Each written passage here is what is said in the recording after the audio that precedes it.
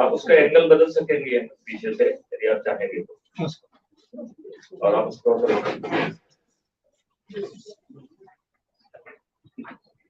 Good morning, everyone. It gives me a great pleasure to welcome you all on the very first day of a one-week workshop on corruption-free India for a developed nation. I, on behalf of everyone present here, heartily welcome our guest of honor and keynote speaker, Shri Maithili Sharan Gupta. I request Chief Vigilance Officer Dr. S.K. Katiyar sir to welcome our keynote speaker, Shri Maithili Sharan Gupta, with a flower sentence. Yeah,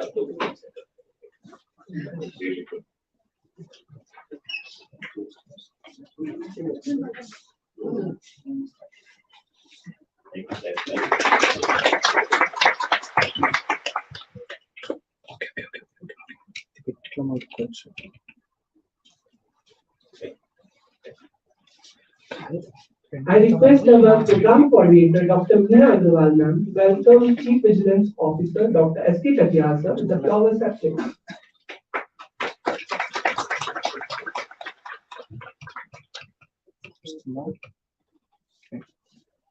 I request Bharat Girdani sir to welcome our program coordinator, Dr. Meena Agarwal ma'am, with the flower sentence.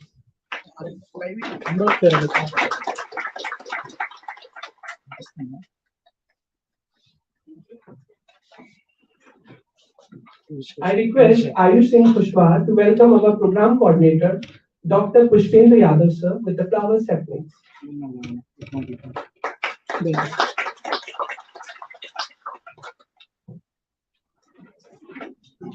I feel very honored that I was given this opportunity to speak about Shri Maithili Sharan Gupta and his accomplishments towards society. Sir did his MTech in Industrial Engineering from IIT Delhi.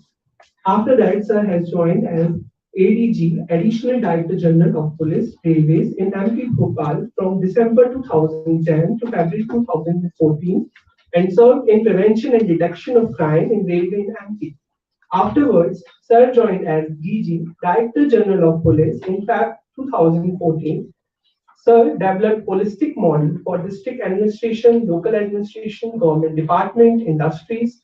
Also developed models for handling multiple, multi-location and multi-dimensional disasters and emergency situations using IT tools for monitoring. Afterward, Sir joined as Director General of Police, Police Reforms, MP from September 2016 to October 2020. Sir worked in development of automated investigation, digital and non-digital. From October 2020, Sir has been the President of Crime Free Bharat Mission. From November 2020, Sir has been a project leader of study cum implementation team of GRP Help App and investigation support system. So that's a brief introduction of your inspiring journey till now, and we are honored to have you as an expert speaker today. So now I would like to invite you to speak at Corruption Free India for a developed nation. So everyone, please put your hands together for him.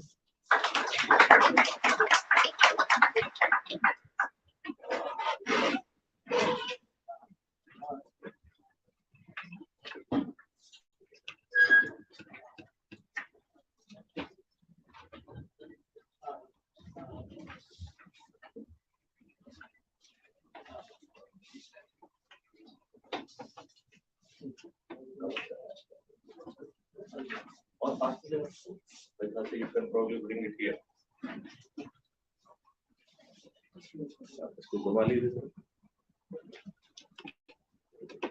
Do it on this side. मैं थोड़ा सा आप इसको centre में रखना चाहते हैं तो I will change my position. ठीक है. All right. Friends,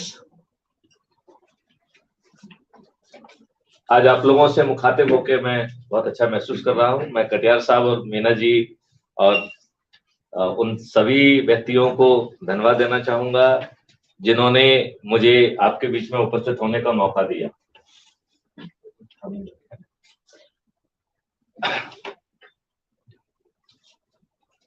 corruption free India या अपराध और भ्रष्टाचार मुक्त भारत, ऐसा नहीं लगता है कि हम कोई स्लोगन बोल रहे हैं?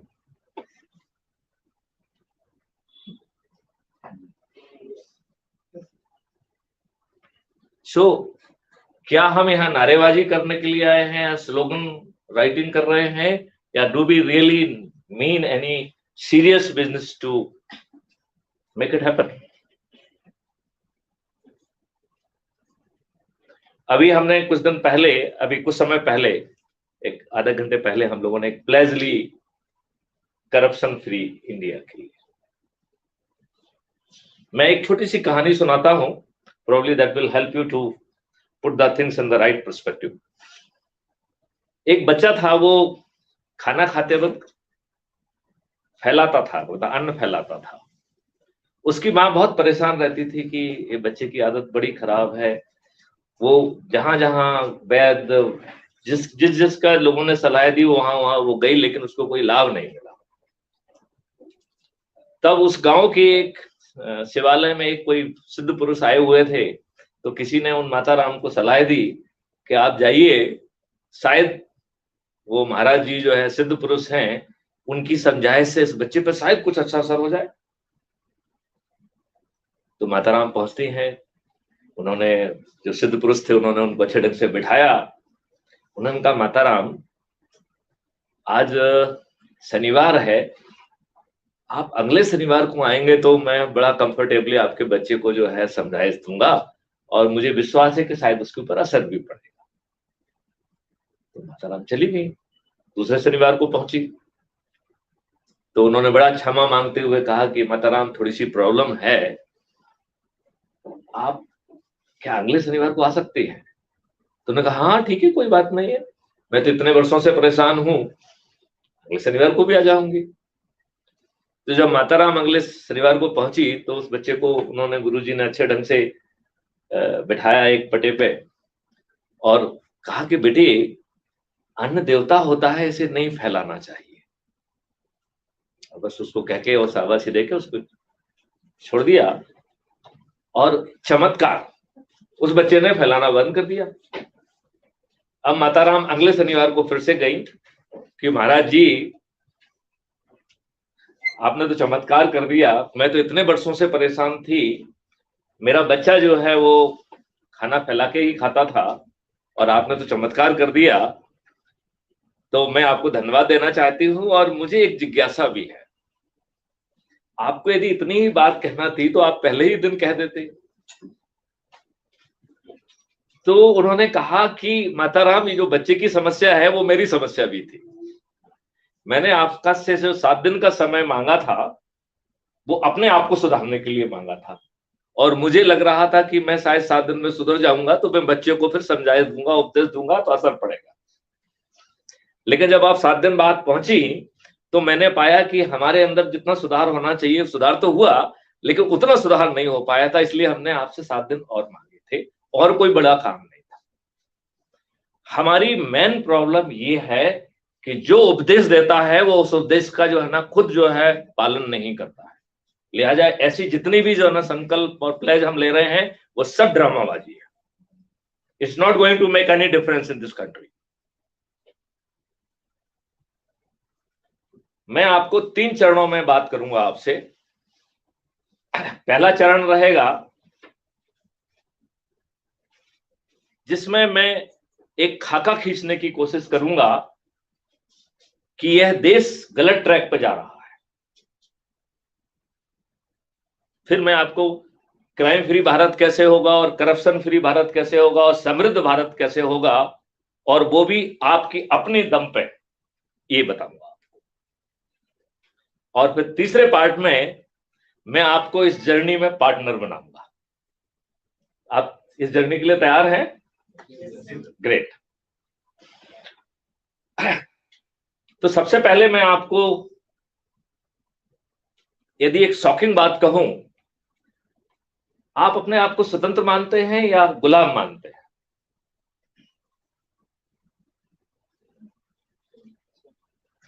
प्लीज टेल मी।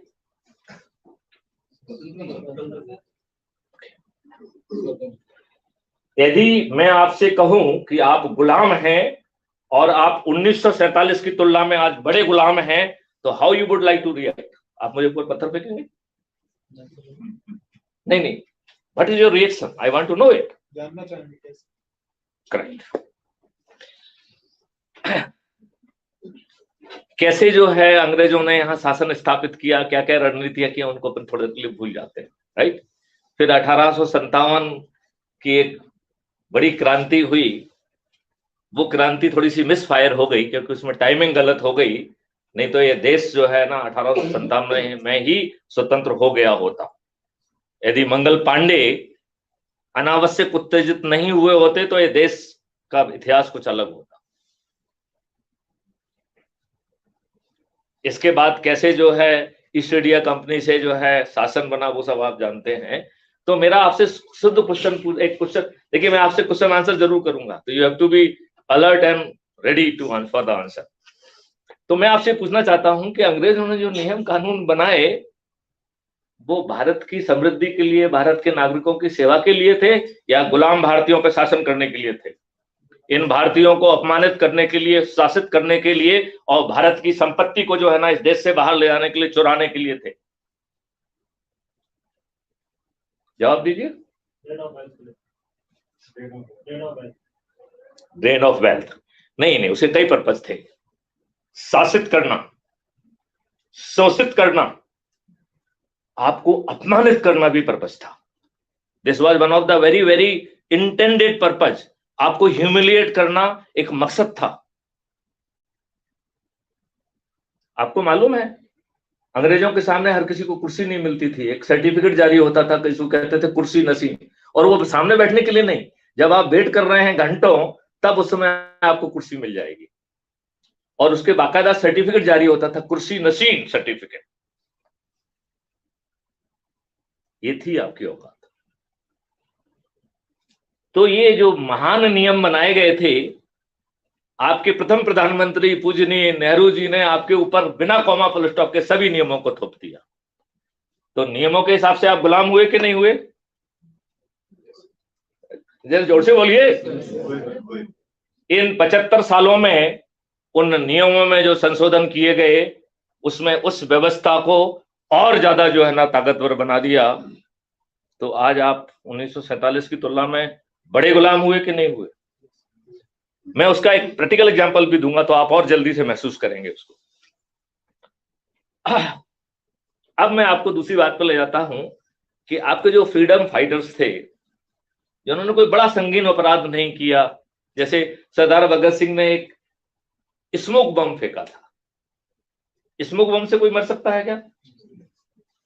तो एक स्मोक बम फेंकने में, चलो आप उसको गुनाह भी मान लो, तो क्या फांसी की सजा चढ़ाना चाहिए था?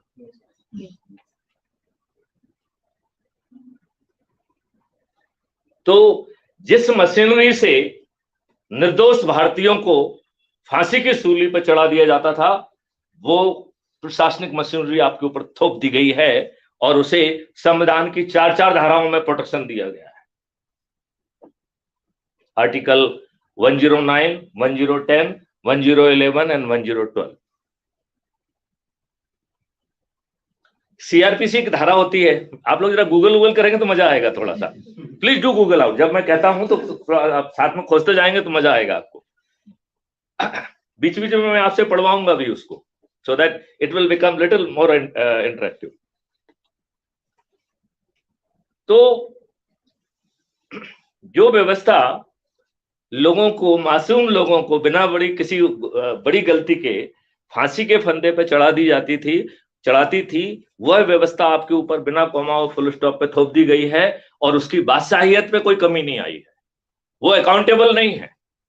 आज आपका पटवारी पैसे लेके गलत नापतोल करता है, और जो है आप उसके कॉन्सिक्वेंसेस को झेलने के लिए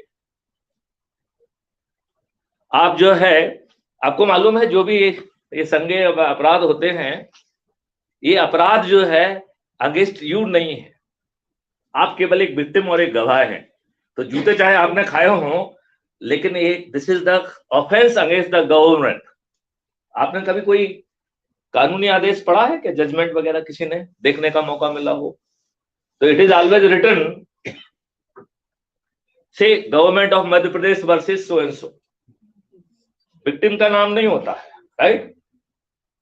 तो ये जो अपराध हैं वो किसके विरुद्ध हैं? सरकार के। जब सरकार के विरुद्ध कोई अपराध हो रहा है और आपको थाने से भगा दिया जा रहा है, कितनी अच्छी व्यवस्था हमने पैदा की है। क्या आपको मालूम है आज 80% से ज्यादा केसेस जो है वो रजिस्टर नहीं हो रहे हैं? आपको मालूम है क्या ये बात? और किसी के इशारे पे या पैसे लेके उस 20% में से भी बचे 10% जो हैं वो उस कैटेगरी में आते हैं जो 60 घाट के तहत रजिस्टर किए जाते हैं,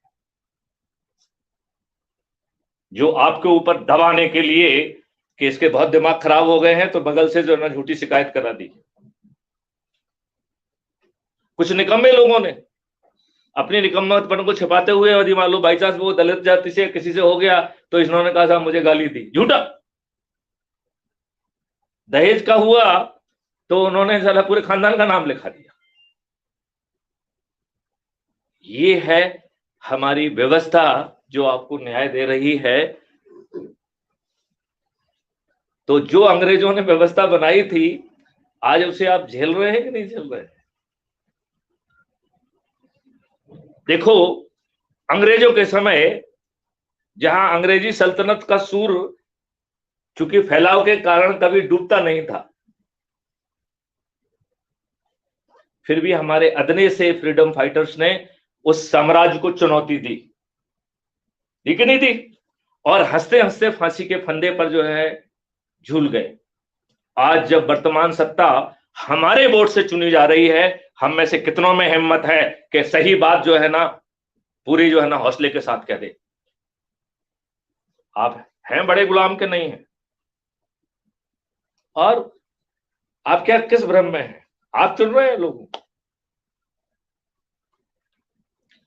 तो जिस सत्ता को आप अपने वोट से चुन रहे हैं वो सत्ता आपको रिप्रेजेंट ही नहीं करती है, वो पॉलिटिकल पार्टी को रिप्रेजेंट करती है।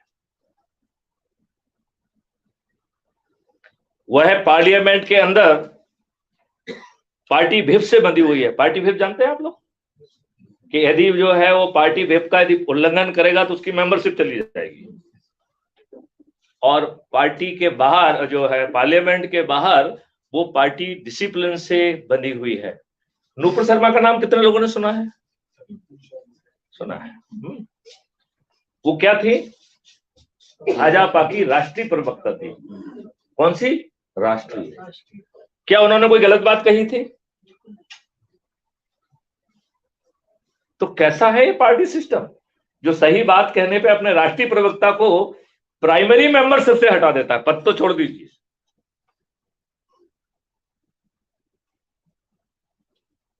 तो जो सत्ता में लोग चुने जा रहे हैं वो हमेशा अपनी पॉलिटिकल पार्टी को रिप्रेजेंट कर रहे हैं। पार्लियामेंट के अंदर वो पार्टी व्हिप से बंधे हुए हैं और डरे हुए हैं, और पार्लियामेंट के बाहर वो पार्टी डिसिप्लिन से बंधे हुए हैं। और ये इतने दुष्ट व्यवस्था है कि ये अपने राष्ट्रीय प्रवक्ता को बिना गलती पे भी सैक्रिफाइस कर देती है। तो जितने भी लोग हैं जो आपको बड़े बड़े दिखते हैं, चौड़ी, कोई 56 इंच की सीना लिए हुए है, कोई 62 इंच का लिया हुआ है, मालूम नहीं कितने कितने इंच के सीने होते हैं, मुझे तो उसकी भी डेफिनेशन नहीं मालूम है, लेकिन वो बहुत बेहद ही डरे हुए प्राणी हैं। उन्हें सबको डर लगता है कि उनके प्लेट में जो 2-4 टुकड़े आ गए हैं कहीं सो कॉल्ड पार्टी हाईकमांड उसे छुड़ा ना ले। इस एनालिसिस से आप किस हद तक सहमत दिख रहे हैं? क्योंकि ये थोड़ा सा मिड कोर्स करेक्शन होना बहुत जरूरी है कि whether I am on the right path, नहीं तो फिर मैं थोड़ा बहुत अपनी बातचीत में कुछ थोड़ा संशोधन करूं। So do you agree whatever I said that is a statement of fact? Yes, sir. Correct. फिर जो ये पॉलिटिकल पार्टियां हैं ये टिकट किसको देती है? क्या आपको ये मालूम है कि जो अभी प्रेजेंट पार्लियामेंट है जो कि 2019 में गठित हुआ है और 2024 तक चलेगा, इसमें 42% member of parliament they are having criminal record. 42%। तो आप कहेंगे साहब तो नेता वेता हैं, छोटे मोटे केस रजिस्टर हो जाते हैं। जी नहीं, 29% of them they are having very very serious offences like murder, kidnapping, लूट, डकैती, रेप। कितनी लज्जा की बात है इस देश में कि 137 करोड़ लोगों के देश में इन राजनेताओं को चंद मुट्ठी भर जो है ना अच्छे लोग भी नहीं मिलते जिनको उनको टिकट देना चाहिए। ये बात आप मानते हैं कि नहीं मानते हैं? आप में से कितनों को मालूम है कि अभी जो 2022 में चुनाव हुआ है, 430 जो है ना 3 विधायक चुने गए हैं उत्तर प्रदेश में, इनमें से 205 आपराधिक रिकॉर्ड के व्यक्ति हैं, विच मेक्स इट 51%। आपके majority of the criminals will be your law maker. हम इस प्रजातंत्र में जी रहे हैं। 2017 में मैंने एक कॉन्सेप्ट नोट बनाया था कि अपराध मुक्त भारत संभव है, और it was a highly technology driven initiative. मैं उसको एक्सप्लेन करूंगा, क्योंकि crime free Bharat, corruption free Bharat एक ही थैले के चट्टे बट्टे हैं। 2019 में गवर्नमेंट ऑफ इंडिया ने उसे नेशनल पुलिस मिशन के रूप में मान्यता प्रदान की, और 2019 से आज तक I am heading that department, मतलब दैट प्रोजेक्ट जो थोड़ा सा आपको बताया था इन्होंने। So there are 2 national police mission which are being headed by me. One is the GRP help app and investigation support system, और दूसरा crime free Bharat through the automated investigation support system। और सितंबर 2020 में हमने एक ड्राफ्ट कानून बना के government of India को दिया था, और जिसका नाम था national authority for scientific and technical assistance in investigation and detection of crime under entry 65C schedule 7, entry 65C of our constitution, जिसके तहत मैंने हर भारतीय को जो है राइट टू प्राइवेसी भी दिया था, और इस पूरे व्यवस्था को हमने एक निक नाम दिया था डिजिटल चित्रगुप्त। तो चित्रगुप्त का नाम आपने सुना है क्या? ये कौन प्राणी है? सभी के कर्मों का लेखा जोखा लिखना। Correct. So he is accountant general of the God, जो जिनके पास आप कुछ भी कहीं भी कर रहे हो, क्योंकि गॉड को सब कुछ मालूम होता है। गॉड के बारे में 4 बातें कही गई हैं। गॉड इज ओमनीपोटेंट, सर्वशक्तिशाली है। ही इज ओमनीप्रेजेंट, हर जगह हर कण कण में वो उपस्थित है। गॉड पार्टिकल तो अभी इन्होंने खोजे हैं, भारत तो हमेशा से कहता रहा है कि कण कण में भगवान है, ठीक है ना। एंड ही इज ओमनिसेंट, मतलब सर्वज्ञानी है, सर्वविदित है, उनसे कुछ भी छिपा नहीं है। And the 4th dimension of the God is omni benevolent, बहुत दयालु है, राइट। तो इनका जो सर्वज्ञानी है वो जो है ना चित्रगुप्त का काम है, accountant general of God. He keeps the all video clips of your deeds. Am I right? क्या चित्रगुप्त कभी आपकी राइट टू प्राइवेसी को वायलेट करता है क्या? जो सब कुछ मालूम है उसको, कभी उन्होंने आपकी पत्नी को बताया क्या क्या क्या कर रहे, क्या पड़ोसी को बताया कि साहब जो है ये इनका असली चरित्र ये, कभी बताया क्या? नहीं बताया। इसका मतलब है even the gods Chitragupta he keep promise of the privacy। कभी ऐसा नहीं हुआ हो कि उन्होंने आपका वीडियो किसी दूसरे को दिखा दिया, right. So digital Chitragupta also promising the same right to privacy, और जो एक अथॉरिटी पैदा की गई है उसमें इम्प्रिजनमेंट का व्यवस्था किया गया है कि उसका चेयरपर्सन यदि आपकी राइट टू प्राइवेसी को वायलेट करेगा तो he will be rotting in jail, क्योंकि एक डिस्क्लोजर पे he will be in the jail for 7 years। और उसमें एक रिस्ट्रिक्शन है कि the punishment will not run consecutively, not run concurrently। तो आपने 4 यदि इंफॉर्मेशन डिस्क्लोज की तो आप 28 साल के लिए जेल में सड़े, मिनिमम 28 साल, जज ज्यादा भी दे सकता है, लेकिन मिनिमम 28 साल के लिए आप जेल में सड़ने लगोगे तो कोई चेयरमैन आपके राइट टू प्राइवेसी को वायलेट करेगा क्या? और यदि उसके पीछे क्राइम फ्री भारत का इंजन हो तो, राइट। तो इतना पावरफुल तरीके से कॉन्सेप्ट गवर्नमेंट ऑफ इंडिया को परोसा गया। इसमें 5 सर्टेनिटी थी and it is a highly technology driven initiative. मतलब जो बातों में जो ऐसा लगता है ना कि बोला वो है, but it was a very highly technology driven. और इसमें बहुत सारे जो है एजुकेशनल इंस्टीट्यूशंस ने पार्टिसिपेट किया, जिसमें MANET is one of them. आपके बहुत सारे बच्चों ने हमारे अंडर कुछ कुछ प्रोजेक्ट्स किए हैं, those they are connected with the crime free Bharat, even your institute also. Then we had a formal MOU with the Manet about crime free Bharat. तो ऐसी 53 इंस्टीट्यूट्स थे and 12 smart India hackathon I have conducted for crime free Bharat. So it is a highly technology driven. अब मैं 5 minute में थोड़ा crime free Bharat के बारे में कहेंगे, फिर भ्रष्टाचार फ्री भारत के बारे में कहेंगे, एंड फिर हम आपको ले जाएंगे उस जर्नी में जहां पर आपको जिम्मेवारी है कि अपने देश को कहां ले जाना चाहते हैं। क्योंकि ये राजनेता जो है वो भारत कभी नहीं बनाएंगे जो आपको चाहिए।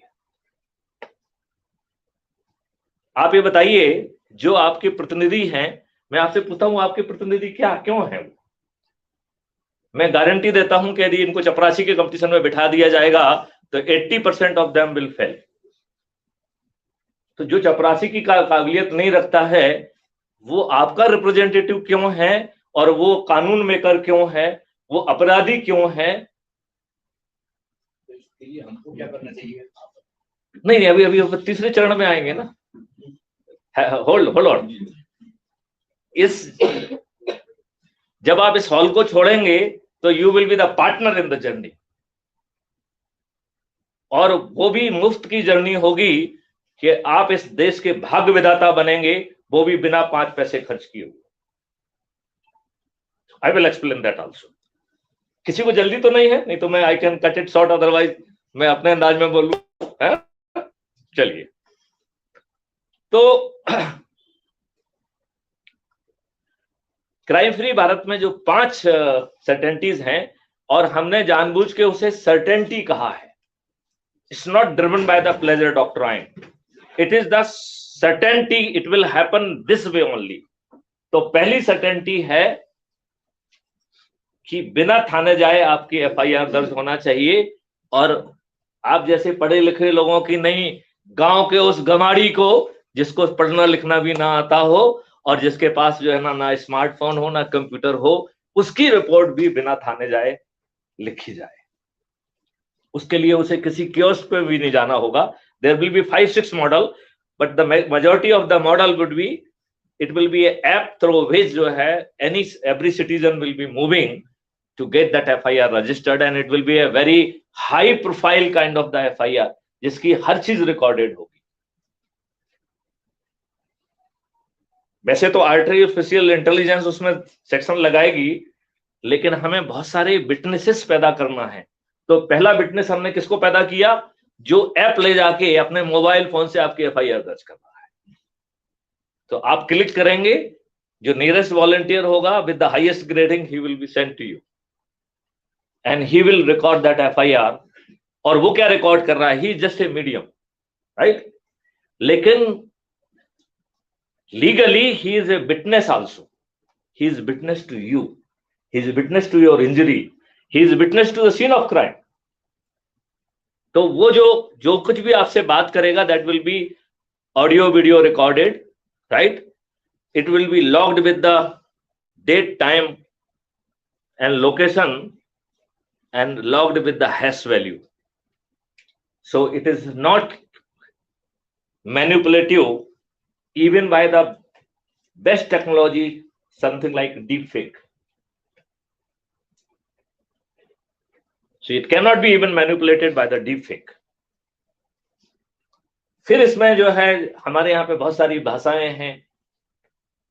हो सकता है कि वो जो भाषा बोले वो टेक्नोलॉजी ना समझ पाए, और वैसे टेक्नोलॉजी को समझने की कोई ज्यादा प्रॉब्लम नहीं है, क्योंकि हम टेक्नोलॉजी को तो इंटेलिजेंट बना सकते हैं। That you people know, artificial intelligence and deep learning, with the plenty of data we can go to the very high level of accuracy. But इसके बावजूद भी हम उसमें एक मैनुअल जो है ना लैंग्वेज इंटरप्रेटर डालना चाहते हैं, because we are creating more and more witnesses, because he will become one additional witness, right? तो वैसे तो आर्टिफिशियल इंटेलिजेंस ही जो ना उसमें धाराएं लगा देगी, लेकिन उसमें one of the legal person will also come to interact and apply दो सेक्शन एंड वेट दो सेक्शन, और ये तीनों के तीनों they will become witness to your FIR. तो आपकी एफआईआर डिजिटल वीडियो रिकॉर्ड हो रही है, लॉक हो रही है, जिसको आप मैनिपुलेट नहीं कर सकते हो, उसके 2-3 विटनेसेस पैदा कर दिए जा रहे हैं, and then it will be routed to the थाना प्रभारी, and there are 5 सिस्टम। कानून बनाने वालों ने बहुत बेहतरीन कानून बनाए हैं, राइट? जरा हम उसको नहीं खींचेंगे, लेकिन थोड़ा सा आप आइडिया दे दें। जो आपकी एफआईआर लिखी जाती है, ये सीआरपीसी की धारा 154 के तहत लिखी जाती है, कोई गूगल करे इसको, राइट? तो ये जिम्मेवारी जो है 154(3) के तहत थाना प्रभारी को दी गई है। लेकिन उसके पहले एक हम क्वेश्चन आपसे पूछना चाहते हैं, how many police officers are there in this hall?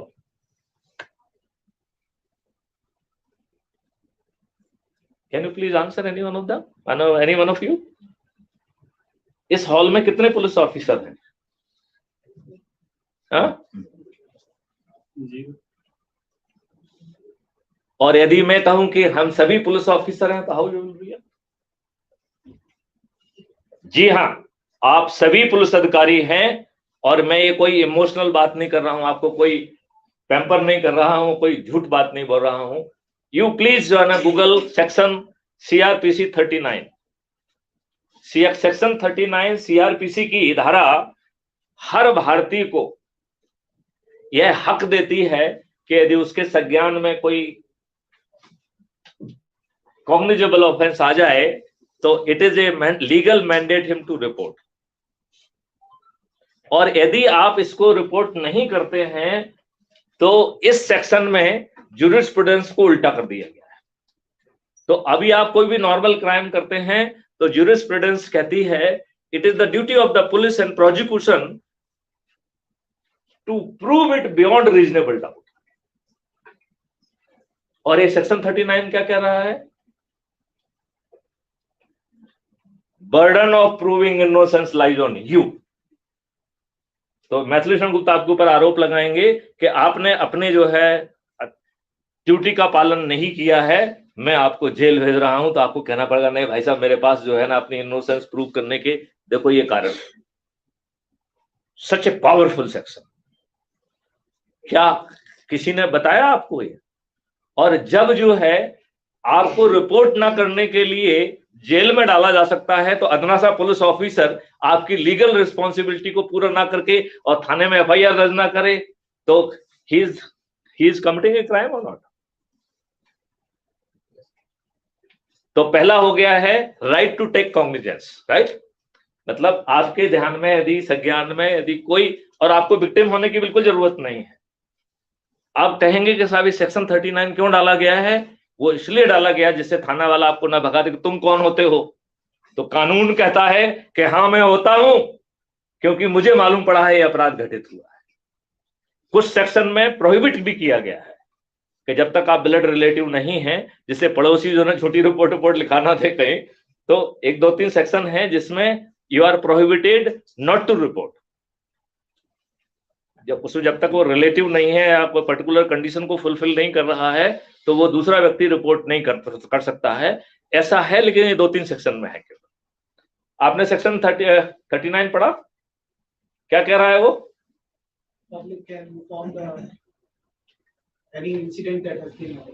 Public has to inform, failing which you can be prosecuted, you can be put behind the bar। भाषा थोड़ा सा ठीक करो, ठीक है ना? आप में से कितने लोगों को मालूम है कि you are having the right to arrest?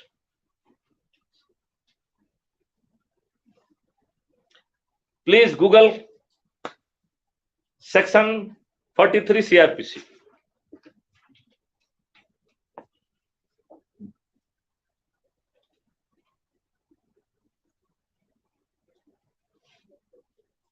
Kindly someone may read out for my benefit, थोड़ा सा लाउडली, जिससे कि यहाँ पे रिकॉर्डिंग में साथ में जाए। आपको मैं बताना चाहूंगा कि दिस इज गोइंग लाइव, जो हम आपसे बातचीत कर रहे हैं, it is being telecasted live.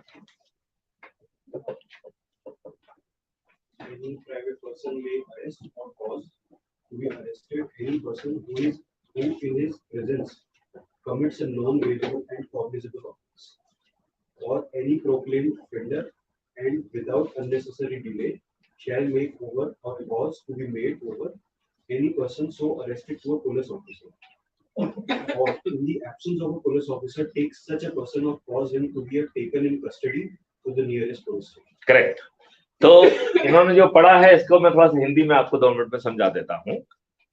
इन्होंने कहा कि 2 परिस्थितियों में आप अरेस्ट कर सकते हैं। नंबर 1, यदि कोई कॉग्निजेबल ऑफेंस आपकी आंखों के सामने हो रहा है और कोई प्रोक्लेम्ड ऑफेंडर है, उसने कभी भी ऑफेंस किया हो, you can arrest 2 type of the person. Number 1, in 2 scenario. In 1, when crime is being committed in your presence, right? And ये अरेस्ट कब कर सकते हो? जब वहां मौके पे सिर पे पुलिस ऑफिसर भी खड़ा हुआ है, क्योंकि उसमें क्या लिखा हुआ है कि you are supposed to make him over to that police officer. It means police officer is right present over there. It means your right to arrest is there even when the police officer is there. Clear? और यदि ये police officer वहां नहीं है, then it says कि you have to go to the nearest police station and hand it over there, right? और दूसरा क्या है? Proclaimed offender. तो पुलिस प्रोक्लेम्ड ऑफेंडर घोषित करती है किसी को, उद्घोषित अपराधी जिसको कहते हैं। तो उद्घोषित अपराधी, चाहे उसने अपराध कभी भी किया हो, every citizen of India is having the right to arrest. तो भाई राइट टू अरेस्ट हो गया आपका। Every citizen of India is having duty to help police. और पुलिस छोड़ दीजिए, पुलिस जिसको कोई काम सौंप दे उसको भी हेल्प करना आपकी कानूनी ड्यूटी है, राइट? तो हमारा जो सिपाही है उसकी क्या ड्यूटी है कि अपने अधिकारी का पालन करो, आदेश का। तो आपकी क्या ड्यूटी है? जो मैं कहूं उसका पालन करो। आप पुलिस ऑफिसर हुए कि नहीं हुए? डू यू नो कि your right of defence extend causing death, voluntary causing death, मतलब आप जो है 7 परिस्थितियों में लोगों को मार सकते हैं। You can shoot them, you can kill them, and that too voluntarily, and you have committed no offence. Please Google section 100 IPC and read out for the benefit of this house.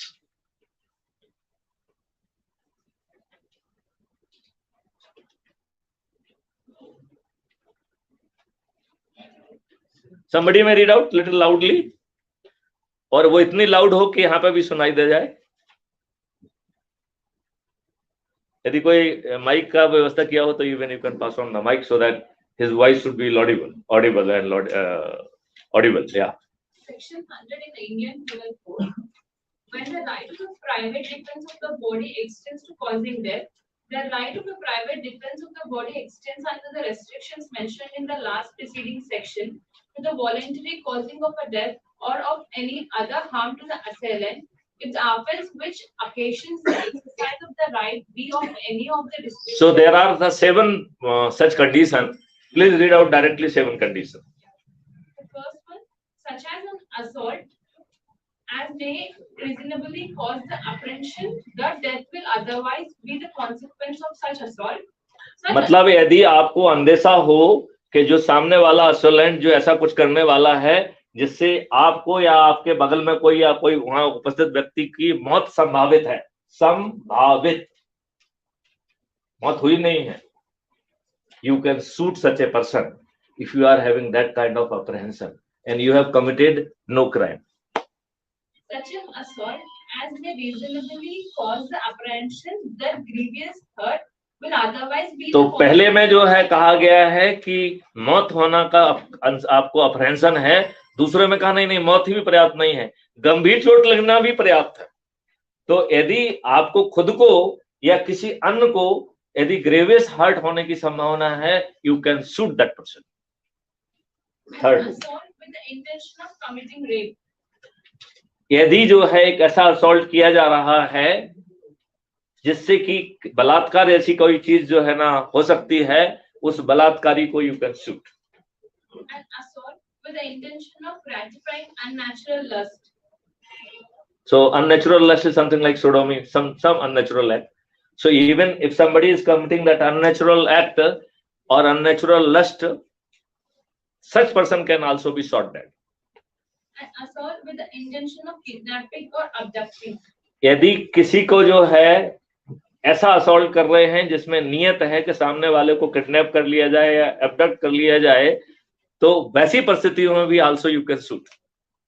Assault with the intention of wrongfully confining a person under circumstances which may reasonably cause him to apprehend that he will be unable to have recourse to the public authorities for his release.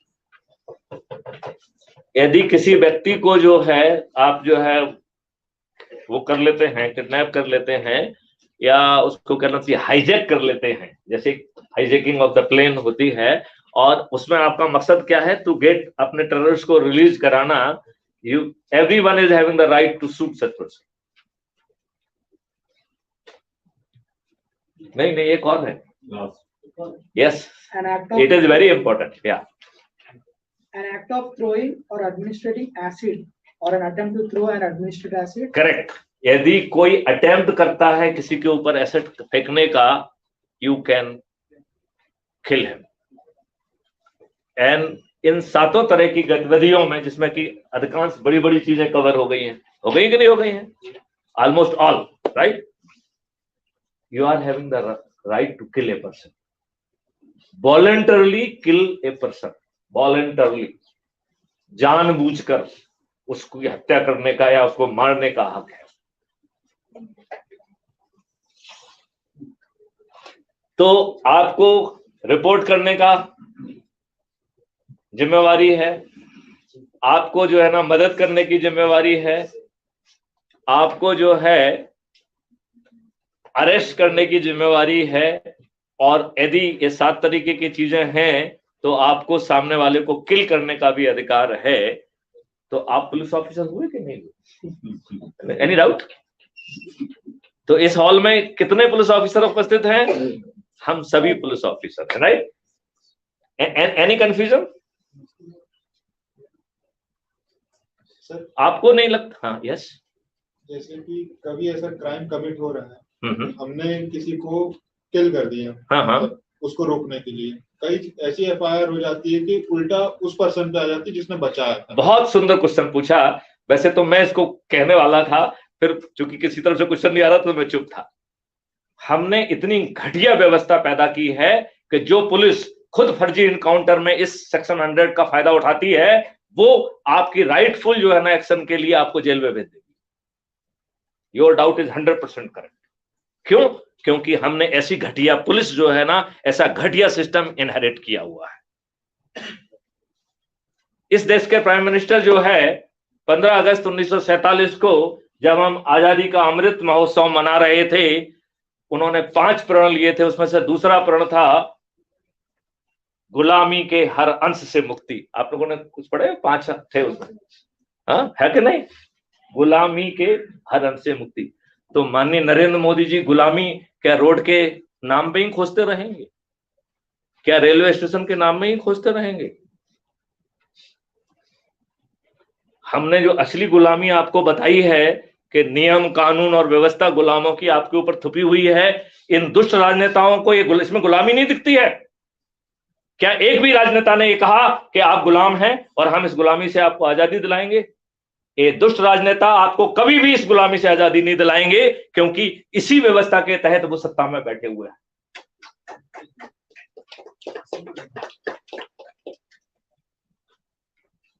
इसका मतलब क्या है? अब आपके प्रश्न पे आते हैं, what is the way out? हमारे पास तरीका क्या है? हम कैसे जो है ना इससे निपटें?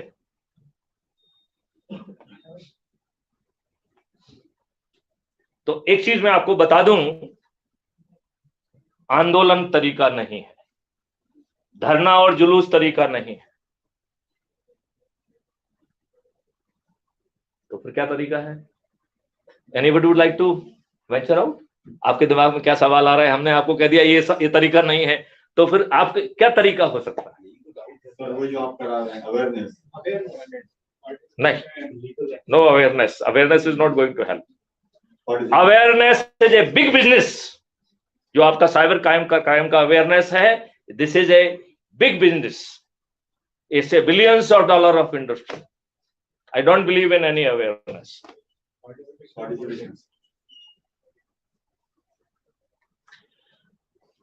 इस व्यवस्था से लड़ने का और बदलने का केवल एक ही तरीका है, इन राजनेताओं को पराजित करना. आपको पार्लियामेंट के मंदिर में पहुंचकर उन नियम कानूनों को बदलना होगा, क्योंकि ये दुष्ट तो नहीं बदलेंगे. आपको मालूम है, ये दुष्ट जो है, आपके संविधान में जो कुछ लिखा है सब कुछ उसका उल्टा कर रहे हैं. आपके संविधान में ने आपको फंडामेंटल राइट देके रखा है. Nobody can be discriminated on the basis of the caste, creed और रिलीजन. और ये देखो सुबह शाम जो है ना यही काम कर रहे हैं. क्यों? आपको जाति में बांट दे रहे हैं, डिस्क्रिमिनेट कर रहे हैं. आपको जो है ना धर्म में बांट दे रहे हैं. राइट? अंग्रेजों ने जो है तो बांट के ही राज्य करने का उनका नियम था. डिवाइड एंड रूल आपने सुना होगा, अंग्रेजों की एक वन ऑफ द फिलॉसफी थी. तो उन्होंने इसके लिए एक वक्फ बोर्ड एक्ट बनाया था. आपने क्यों उसे कंटिन्यू कराया? फिर आपने 1995 और 205 में फिर उसको और पावर दे दिए. आपको मालूम है Waqf board act is a kind of a government. उनके पास सरकारी खर्चे पे आईएएस आईपीएस वहां पे जो है ना रहते हैं, और वो आईएएस आईपीएस वही हो सकते हैं जो मुसलमान हो. आपको मालूम है, they can write your property. आपकी प्रॉपर्टी को लिख लेंगे अपने रजिस्टर में, वो उनकी हो जाएगी. No court can, you cannot challenge their decision in any court except in a tribunal. और वो ट्रिब्यूनल कौन होगा? उसमें केवल मुस्लिम होंगे.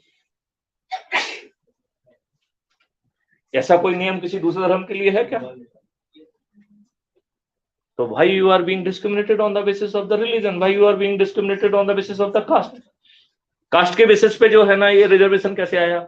जो SC/ST को भी रिजर्वेशन दिया गया था, it was a very very temporary affair for only for 10 years. आज 75 साल के बाद भी उसे जो है ना ध्वनि मत से आगे बढ़ा दिया जाता है. क्यों? क्योंकि ये उनकी जीत का आधार है. तो इन दुष्ट राजनेताओं को उनकी जीत और उनको सत्ता में बना रहना महत्वपूर्ण है. यही जो है ना कारण है आपकी गरीबी का. तो यहां पर नेता जो है गरीबी हटाओ का नारा लगाएंगे, लेकिन आपकी गरीबी कभी नहीं हटाएंगे. क्यों नहीं हटाएंगे गरीबी? नहीं नहीं नहीं, वो तो अमीर बन ही जाएंगे, उसकी चिंता मत करिए आप. वो कैसे? करेक्ट.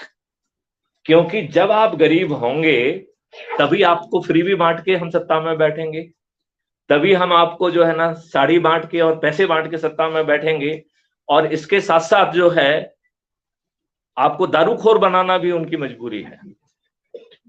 आपको मालूम है संविधान में लिखा हुआ है कि दारू प्रतिबंधित होना चाहिए. किस सेक्शन में लिखा है? Google out article 47 of the constitution. Directive principle of state policy section article 47 कहता है कि it is detrimental for the जो है poor people, hence we should strive to restrict it. खत्म करो इसको. और हमारे दुष्ट राजनेता ने गली गली कूची कूचे में जो है ना दारू की दुकान खुलवा दी, और जहां उनकी दुकान नहीं खुली है वहां पर इलीगली पाउच पहुंच गए. आप लोगों ने कभी मजदूरों से कोई काम कराया अपने घर में? यहाँ हुआ?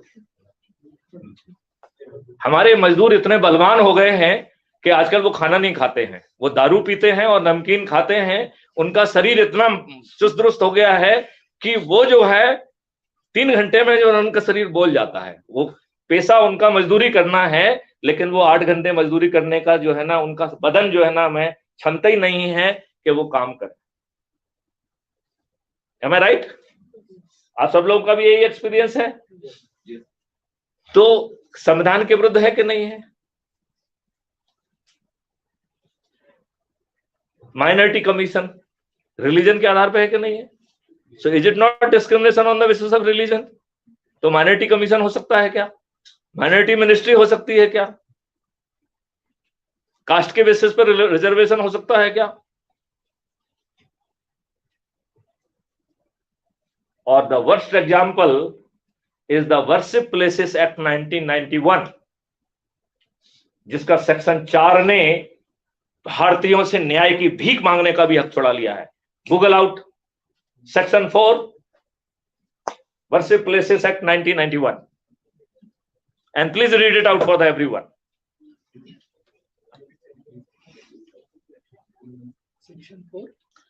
Section 4 of Worship Places Act 1991 and please read out for the benefit of the house. मैं आपसे कोई भी इमोशनल बात नहीं करूंगा। I will talk to you very logically and मैं आप लोगों को इस हॉल से निकलते निकलते वो चाबी देके जाऊंगा कि ये देश जो है, इस देश में कोई भी व्यक्ति गरीब नहीं बचेगा। And I am not the politician, so don't take that कि मैं कोई यहाँ पे नेतागिरी कर रहा हूं, right?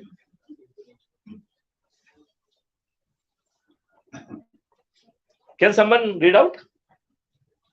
Declaration as to the religious character of certain places of worship and bar of jurisdictions of court. So इसमें bar of jurisdiction of the court. तो पहले इसमें दो बातें कही गई हैं। एक तो ये कहा गया है कि जो स्थान जिस धर्म के लिए 15 अगस्त 1947 को यूज हो रहा होगा, वह उसी धर्म के लिए यूज होता रहेगा। और जो 1947 से 1991 के बीच में कुछ पिटीशन कोर्ट में चल रही हो, तो इसी सिद्धांत के तहत निपटा दिया जाए। Court can not continue with those petitions, right? सिद्धांत क्या होगा? कट ऑफ लाइन 15 अगस्त 1947, राइट? और इसके बाद ये कह रहा है कि there is a restriction on the court not taking cognizance. मतलब आप जो है न्याय की भीख मांगने से भी वंचित कर दिए गए। मतलब भारतीय जो है न्याय की भीख भी नहीं मांग सकते हैं। ऐसा है नियम कानून। ज्ञानवापी मस्जिद के बारे में कितने लोगों ने सुना है? या बाबरी मस्जिद नहीं है, राम जन्मभूमि। उसमें राम जन्मभूमि लिखा हुआ है। You have to be correct, है ना? अच्छा, anyway, ज्ञानवापी मस्जिद का नाम कितने लोगों ने सुना है? ये एक मस्जिद है जो कि आपके ज्योतिर्लिंग के जस्ट बगल में है, और जो नादिया बाबा हैं बड़े विशालकाय, वो उस मस्जिद की तरफ देख रहे हैं। तो नादिया जी कहाँ देखते हैं? शिवलिंग की तरफ। और जस्ट उसी डायरेक्शन में अभी शिवलिंग रिकवर भी हो गया है, राइट? अभी तक लोग उसके तहखाने तक नहीं पहुंचे हैं, otherwise it has come from the ground. मुझे कोई डाउट नहीं है। मैं आपसे पूछता हूं, क्या कोर्ट को किसी सर्वे कराने का हक है? आप किस ओरिजिनल स्वरूप की बात कर रहे हैं? ये एक्ट तो किसी ओरिजिनल स्वरूप की बात कर ही नहीं रहा है। तो आपके शंभू बाबा वहां बैठे रहे, उससे क्या फर्क पड़ता है? आपको कोर्ट को क्या देखना चाहिए? 15 अगस्त 1947 को ये जगह किस चीज के लिए उपयोग में आ रही थी? किस चीज में उपयोग में आ रही थी? मस्जिद के रूप में। तो सर्वे किस बात का करा रहे? सर्वे बाय द जो है ना court, is it not illegal? तो एज ए हिंदू हम जो भी फील करें, but yes, as per this act it is illegal. और वो मजिस्ट्रेट चूंकि जनभावना उसके फेवर में है, इसलिए वो हीरो बन रहा है। इसका बहुत आसान तरीका था। ये जो वर्शिप प्लेसेस एक्ट 1991 है, एक ये लंगड़ी लूली बैसाखी पे चल रही सरकार नरसिम्हा राव की सरकार ने बनाया था। ये लूली लंगड़ी सरकार क्या होता है? It is A coalition government, right? जो अपने पैरों पर ना हो, जो बहुत सारे लोगों के पैरों में हो, तो लूली लंगड़ी कहेंगे ना। So it was a coalition government जिसने ये कानून बनाया। फिर हमारे 56 इंच के सीना के प्रधानमंत्री जी उसे रिपील क्यों नहीं कर रहे हैं? आप कोर्ट में रोज ड्रामा नाटक क्यों करा रहे हैं? 56 इंच, हमने आपको 56 इंच का सीना जो मान के इसलिए तो जिताया था कि आप ये कर देंगे, क्यों नहीं किया? 2 टेनवर तो निकलने जा रहे हैं।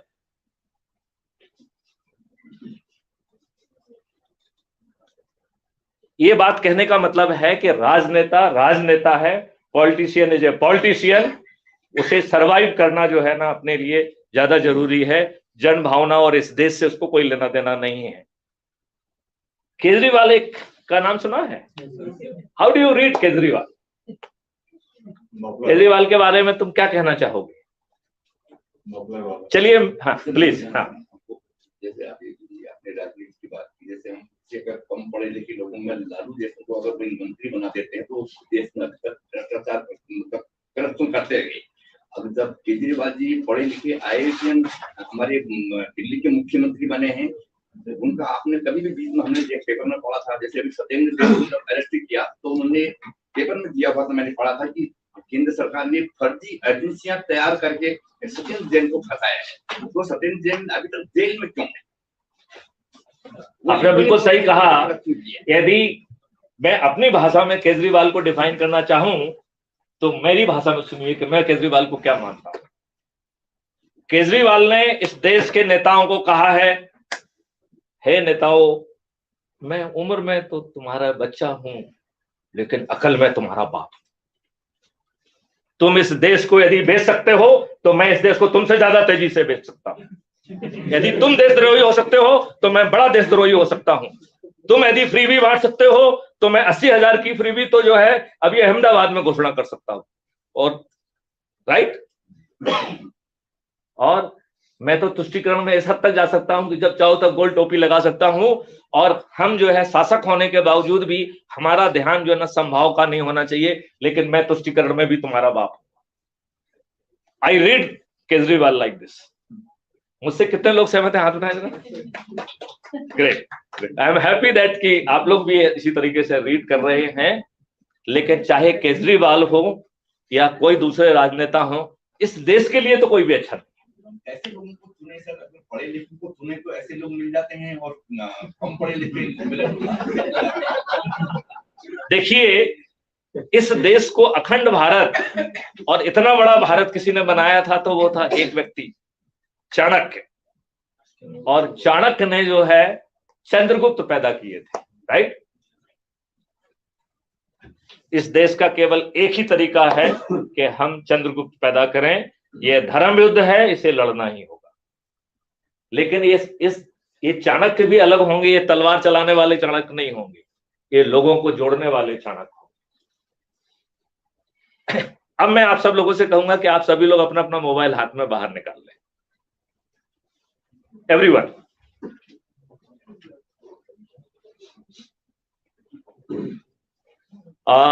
आप जो है YouTube ऐप को खोल लीजिए।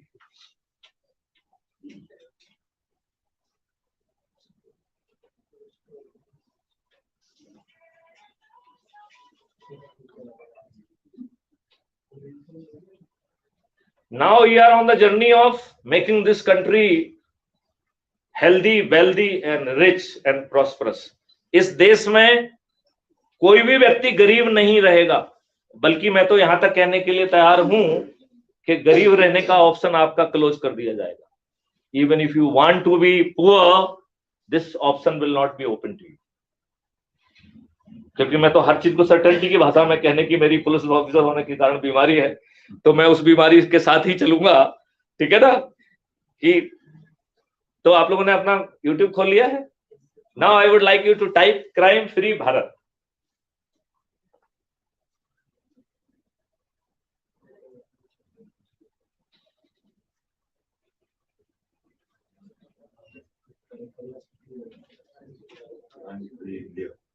नहीं, इंडिया नहीं, भारत। वो इंडिया तो फालतू की चैनल है। दिख रहा है? इसमें कितने वीडियोस हैं? इसमें 1900 वीडियोज हैं जो भारत को 21 तरीके से समृद्ध बनाएंगे। और इसकी सबसे बड़ी स्ट्रेंथ क्या है? ये कह रहा है कि हम राजनेताओं को हरा देंगे, और वो भी बिना 5 पैसे खर्च किए हुए। तो इस जर्नी में आप लोग साथ चलना चाहेंगे? राइट। अब आप लोग हमारा मोबाइल नंबर नोट कर लीजिए, 942560 94256040. I repeat 9425606040. अब आप लोग इसमें अपना अपना नाम और परिचय देते हुए मुझे एक मैसेज भेज देना, जिससे मैं आपको एक लिंक दूंगा और ये लिंक इस देश को बदल देगी। मैं चूंकि विषय बदल गया इसलिए आपको क्राइम फ्री भारत की 5 सर्टेनिटी नहीं बता पाया, वो आप इसमें ढेर सारे वीडियो में सुन लीजिएगा उसको, ठीक है ना, because otherwise it will take, जो जहां हम आपको ले जाना चाहते हैं वहां नहीं ले जा पाएंगे, समय उसमें निकल जाएगा। So may I request you to kindly subscribe it and अपनी सुविधा से मेरी रिक्वेस्ट है कि एक वीडियो जो भी आपको अच्छा लगता है उसे देखिए। तो मैं आप लोगों से आप मुझसे एक क्वेश्चन जरूर पूछिए कि क्यों देखिए साहब और क्यों सब्सक्राइब करिए। Whether anybody would like to ask this question to me? मेरे ख्याल से पूछना चाहिए।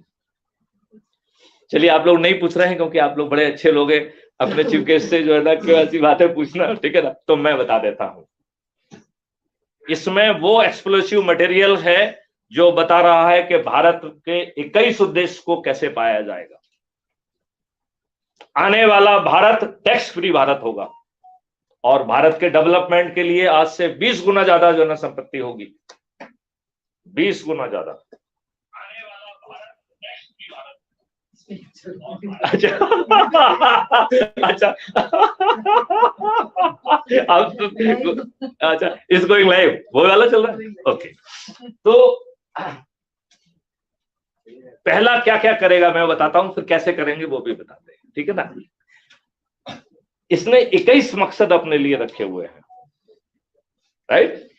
पहला मकसद है गुलामों के लिए अंग्रेजों के द्वारा जो बनाए हुए नियम कानून है उन्हें आमूल चूल बदल दिया जाएगा, and they will be twinned for the 2-3 purposes. पहला पर्पज होगा टैक्स फ्री, दूसरा पर्पज होगा क्राइम फ्री, तीसरा होगा साइबर क्राइम फ्री, चौथा होगा टैक्स फ्री, पांचवा होगा करेंसी फ्री। इस देश में पेपर करेंसी नहीं होगी। अब यदि पेपर करेंसी नहीं होगी तो क्या कोई भ्रष्टाचार संभव है? तो भ्रष्टाचार के रोकने के और भी तरीके हो सकते हैं, लेकिन सबसे पावरफुल तरीका है पेपर करेंसी फ्री भारत। और उसके पीछे जो है क्राइम फ्री भारत का टेक्नो इंजन बैठेगा, जो बिना खुद जो है ना आपकी रिपोर्ट करा देगा भ्रष्टाचार की। 15 दिन के अंदर अधिकतम समय में आपका चालान पेश हो जाएगा और 30 दिन में विदाउट गोइंग टू कोर्ट, यहां इनकन्वीनियंस का कोई खाता नहीं खोला मैंने, राइट। तो बिना कोर्ट जाए आपका ट्रायल कंप्लीट होगा और there will be lakhs of lack जजेस। आज के जो कुछ मुट्ठी भर जज नहीं रहेंगे। Even you could be the जज विद द लिटिल ट्रेनिंग। किसी व्यक्ति को सैलरी नहीं मिलेगी, सब व्यक्तियों को रेवेन्यू स्ट्रीम मिलेगा,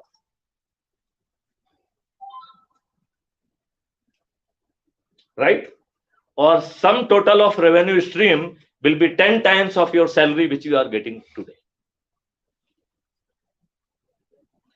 और ये बर्डन जो है वो सरकार के ऊपर नहीं आएगा।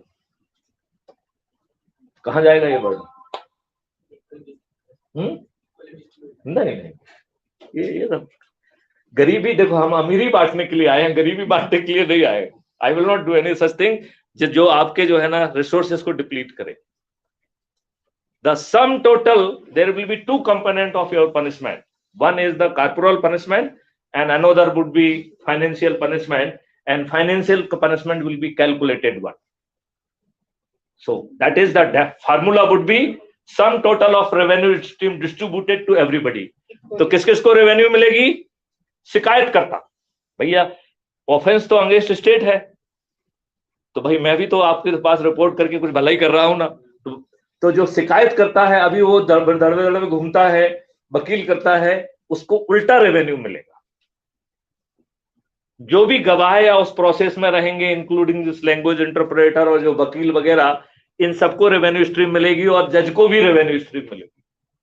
और फिर हम उसको टोटल जोड़ के 2 से मल्टीप्लाई करेंगे तो जो ये रेवेन्यू स्ट्रीम बांट दी तो आपको चली गई, उतनी ही बराबर राशि सरकार के पास आ रही है फॉर द डेवलपमेंट।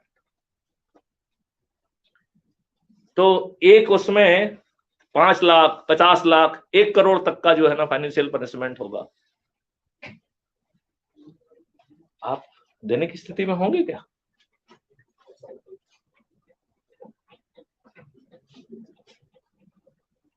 और तो देने की स्थिति में नहीं होंगे तो क्या किया जाएगा? That will be treated as a loan on you. और जो भी आपको लोन पहुंचेगा, क्योंकि किसी आदमी को गरीब नहीं रहने दिया जाएगा, तो हमें मालूम है कि कुछ सब कुछ डिजिटल है, तो आई नो कि आप कितना कमा रहे हो, तो आपसे बिना पूछे भी say that you are not earning enough, ये इतना पैसा मैं आपको दे रहा हूं। लेकिन ये फ्री भी नहीं होगी, ये भाई साहब आपके अकाउंट में जाएगा, आपके बच्चों को भी सूचित किया जाएगा। जब आप मरने के नजदीक पहुंचने लगेंगे तो बच्चों को ये भी रिमाइंडर होगा, take care of your father, because ये जो लोन इनके अगेंस्ट एग्जिस्ट कर रहा है ना, that will be transferred to you. तो बच्चा क्या कहेगा, पिताजी आप मुझे संपत्ति मत दीजिए, लेकिन ये 5,000 या 50 करोड़ का जो है ना, ये जो है ना, ये जो लायबिलिटी मेरे ऊपर क्यों ट्रांसफर कर रहे हो? एम आई राइट? ये बच्चे जो है अपने पेरेंट को निखट्टू नहीं बनने देंगे। एम आई राइट? और हमारे पास ऐसी स्कीम है कि भारत के हर व्यक्ति को जो है ना काम होगा, क्योंकि इस देश में सब गड़बड़ हो रहा है, एक भी चीज सही नहीं हो रही है। एक हमने वीडियो, अभी आप इसमें हम देखेंगे तो अभी हम एक ऐप शेयर करेंगे आपसे, तो उसको आप सब लोग ज्वाइन कर लीजिएगा। उस ऐप में अभी हमने एक वीडियो शेयर किया है, वो वीडियो है गवर्नर ऑफ गुजरात का है, आचार्य देवव्रत। उन्होंने कृषि के ऊपर बहुत रिसर्च की है, और वो 5-6 साल 8 साल तक रिसर्च की है उन्होंने, along with the lot money agriculture universities. और अपने रिसर्च में उन्होंने पाया कि ये केवल जो है भारत की देसी गायें हैं जिसके 1 ग्राम गोबर में 300 करोड़ जीवाणु पाए जाते हैं, जो मिट्टी की सेहत को बहुत कम समय में ठीक कर सकते हैं। विद इन 1 ईयर आपकी मिट्टी जो आप केमिकल फर्टिलाइजर से पा रहे हैं और विषाक्त हो गई है, बंजर हो गई है, और आपके फूड चेन में पॉइजन आ गया है, उसको वो खत्म कर देगा। आपने ये जो आवारा गायें देखी हैं जो रोड पे फैलती रहती हैं, जो लोग बाग जो है ना दूध नहीं देती है तो उसे छोड़ देते हैं, उन्होंने उसके बारे में रिसर्च की है। तो जो आवारा देसी गायें हैं उनके 1 ग्राम गोबर में 500 करोड़ जीवाणु पाए गए। तो आपके लिए कौन ज्यादा उपयोगी है, दूध देने वाली गाय या जो आवारा जो दूध नहीं दे रही है वो गाय? बोलिए। जो दूध नहीं देने वाली गाय है वो ज्यादा फायदेमंद है, क्योंकि आपकी मिट्टी की जो है ना वो बदल जाएगी। एंड उन्होंने जो है बहुत कम क्वांटिटी के गोबर से जीवामृत और घन अमृत को जो है ना यूज करके, जो मिट्टी का कंटेंट में ऑर्गेनिक कार्बन 0.3% थी, उसको 1 साल के अंदर बढ़ा के 0.8% कर दिया, जो कि एक चमत्कार है।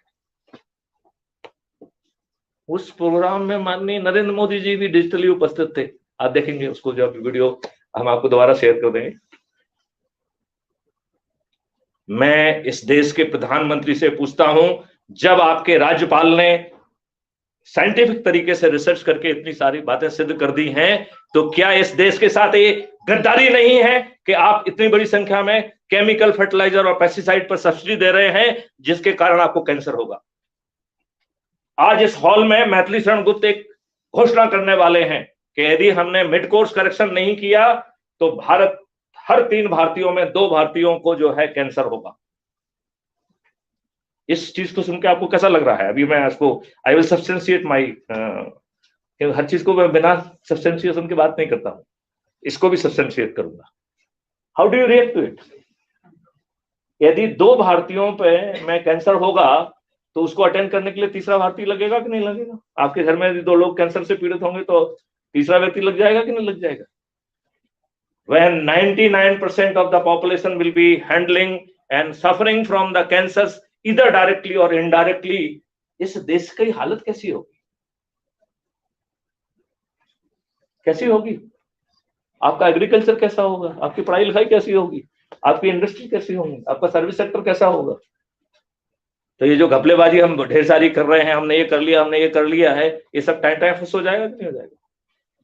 क्या माननीय प्राइम मिनिस्टर की जो 5 लाख की जो योजना है, वो 5 लाख आपका काम दे पाएंगे क्या?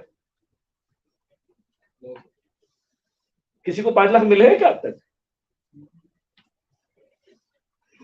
1 साल हो गया है इस घोषणा को हुए। चलिए, अब मैं क्यों ये ओपिनियन बता रहा हूं, ये जरूरी है क्योंकि एक बड़ा संकल्प हमने बताया है कि साहब दिस इज माय प्रेडिक्शन। कितने लोगों को मालूम है कि जहां पर बहुत ज्यादा फर्टिलाइजर और पेस्टिसाइड का यूज होता था, that Punjab and adjoining Rajasthan, वहां पर आज कैंसर ट्रेनें चल रही हैं। वैसे तो कैंसर आपके आसपास भी है, अपने घर में और आसपास देखोगे तो मिल जाएंगे। कुछ लोग आजकल छिपाते भी है, नहीं बताते हैं, लेकिन हैं, राइट? क्योंकि इन 5 साल में आपकी क्या स्थिति होने वाली है, तो उसका एक बहुत बड़ा कारण है use of the chemical fertilizer and pesticide. Number 2, जो आपके अन्नदाता जो बन रहे हैं, ये आपके अन्न देवता हैं या बीमारी दाता हैं या कैंसर दाता है? बीमारी दाता। वो अपने लिए एक गाय रख लेंगे और कहेंगे साहब हम इसमें कुछ नहीं, इंजेक्शन नहीं लगाएंगे, लेकिन आपकी गाय में, आपके भैंस में, बकरियों में, मुर्गियों में, फलों में और सब्जियों में हार्मोनल इंजेक्शन, पिट्यूटरी इंजेक्शन होके जा रहे हैं। It is carcinogenic in nature. Do you know this? आपको मालूम है कि जो बहुत सारी दवाइयां आप खा रहे हैं, वो भी आपकी बॉडी से बहुत खिलवाड़ कर रही हैं, and that is also somewhere adding in your cancer. यदि इस देश में सबसे ज्यादा कोई बीमार है तो वो डॉक्टर है। मेरी बात का जो है ना आप एनालिसिस कर लेना, आपको कोई डॉक्टर स्वस्थ नहीं मिलेगा। दिखने में वो स्वस्थ दिख सकते हैं, लेकिन वो स्वस्थ बिल्कुल नहीं। मतलब वो शारीरिक रूप से अस्वस्थ है और मानसिक रूप से तो 200% अस्वस्थ है।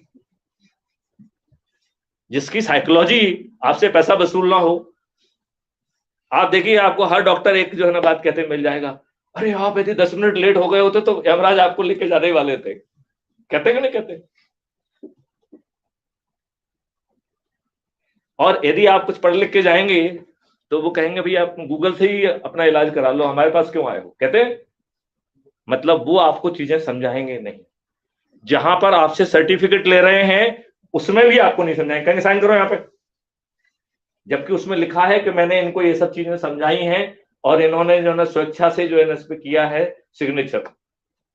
आपको एक व्यक्ति समझाने वाला नहीं मिलेगा।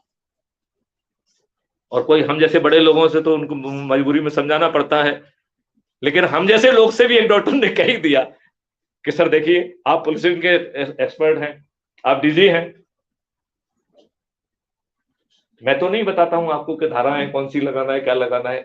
फिर साहब आप मेरे काम में क्यों इंटरफियर कर रहे हैं? तो उन्हें जो है, चूंकि मेरा कुछ ज्ञान है, क्योंकि मैं उन्हें करेक्ट करने की स्थिति में हूं, तो उसमें जो है ना एक डीजी को भी उन्होंने इतना कह दिया। मतलब आम आदमी के साथ क्या करते होंगे आपको मालूम ही होगा, लेकिन उन्होंने मुझसे भी कह दिया, मुझे भी नहीं छोड़ा। चौथा बहुत बड़ा कारण है जो आप दूध कंज्यूम कर रहे हैं। क्या आपको मालूम है कि आप 16 करोड़ लीटर जो है दूध पैदा कर रहे हैं और 64 करोड़ लीटर दूध आप कंज्यूम कर रहे हैं? कितना? 64 करोड़ लीटर।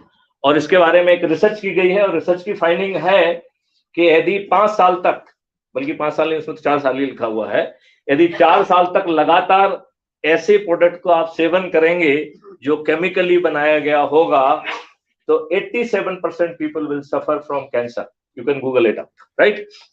तो ये 4 कारण से मिलके I hope you will agree with me कि 66% is not a bad compromise. Do you agree? भाई 87% है और जो है ना हार्मोन्स भी लगा रहे हैं, तो वो भी लगा रहे हैं, तो 66% is not a bad guess. Is it bad guess? Right? तो हमें इससे बाहर निकलना पड़ेगा. राइट? चलिए, this was the incidental. Let's come back to the model, how you will be in position to fight it out. तो आपकी बड़ी प्रॉब्लम क्या है जो अभी आपने कही थी कि क्या करें साहब? केजरीवाल को भी ट्राई कर लिया, वो तो IIT खड़गपुर का प्रोडक्ट था, वो भी महादुष्ट निकल गया. राइट? उसने जो है ना अन्ना हजारे का पल्लू पकड़ के बैठ गया और वो तो इतना दुष्ट निकल गया कि वो देश को बेच रहा है. He is hand in glove with the anti social जो है ना एलिमेंट्स. उनका एक आदमी ने करीबन 4-5-6 महीने हो गए हैं, मैंने उसको रिले किया था कि हमारे तो हमसे कोई भी बात होती है, it is relayed on the crime free Bharat mission, इसमें मिल जाएगी वो. तो उन्होंने कहा कि सर क्या आप हमारे स्टेट प्रेसिडेंट बनेंगे? तो मैंने कहा मैं तो केजरीवाल को देशद्रोही मानता हूं. तो उसका रिएक्शन था बाप रे बाप.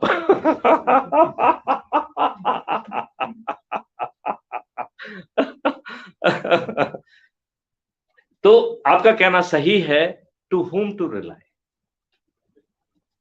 लालू प्रसाद, मुलायम सिंह, ममता बनर्जी, किस पे रिलाई करें?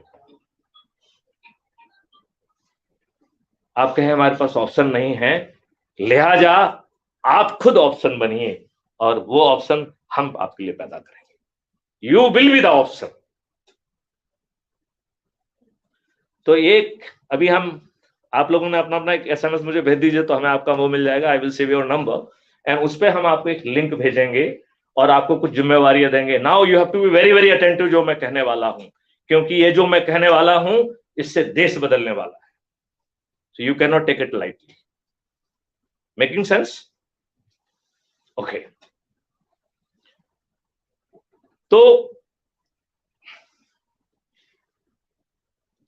ये ऐप जो है क्राइम फ्री भारत मिशन का ऐप है. अभी 2 महीने भी नहीं हुए हैं ये लॉन्च हुआ है और it is empowered by the कुटुंब ऐप. राइट? ये कह रहा है कि इसके साधन से आप अपने दुष्ट राजनेताओं को हरा सकेंगे. तो उनके अगेंस्ट खड़ा कौन होगा? तो डिसाइड कौन करेगा कि कौन चंद्रगुप्त होगा? कौन डिसाइड करेगा चंद्रगुप्त कौन होगा?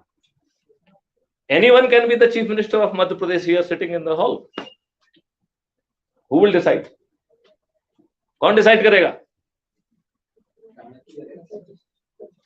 नहीं, आप खुद डिसाइड करेंगे. I will just explain it. इसमें जो है ये जो चंद्रगुप्त है ये अलग तरीके का चंद्रगुप्त है. हालांकि हम इसे भी धर्म युद्ध कहते हैं. हमें कहते हैं कि यह धर्म युद्ध है, इसे तुम्हें लड़ना ही होगा.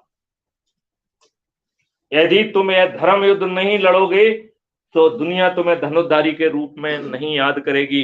तुम एक कायर के रूप में जाने जाओगे. तुम्हारी संतानें तुम्हारे वीर चरित्र पर थू थू करेंगी, तुम्हें धिक्कारेंगी और खुद को शर्मिंदित महसूस करेंगी कि मैं तुम्हारा बच्चा था. Listen it very carefully. बहुत कायरता हो गई है, इस कायरता से बाहर निकलिए.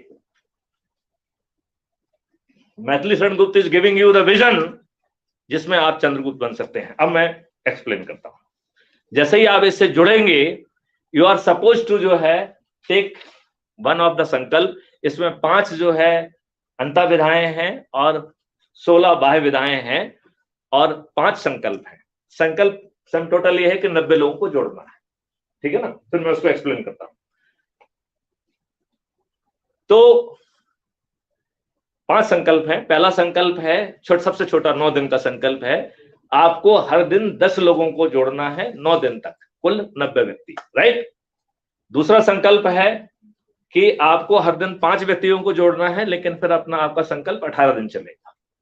तीसरा संकल्प है कि आपको हर दिन 3 लोगों को जोड़ना है, फिर आपका संकल्प 30 दिन चलेगा. फिर चौथा संकल्प है कि आपको हर दिन 2 व्यक्तियों को जोड़ना है, फिर आपका यह संकल्प चलेगा 45 दिन. और 5वां संकल्प है कि हम हर दिन 1 व्यक्ति को जोड़ेंगे. इस परिस्थिति में यह संकल्प चलेगा 90 दिन. करेक्ट? आप सोच रहे हो क्या होने वाला है? तो चलिए मैं इसका रेखागणित समझाता हूं, फिर मैं इसको सीधे से भी समझाऊंगा, उल्टे से भी समझाऊंगा, और इस हॉल में सिद्ध करूंगा कि कैसे ये देश बदलेगा।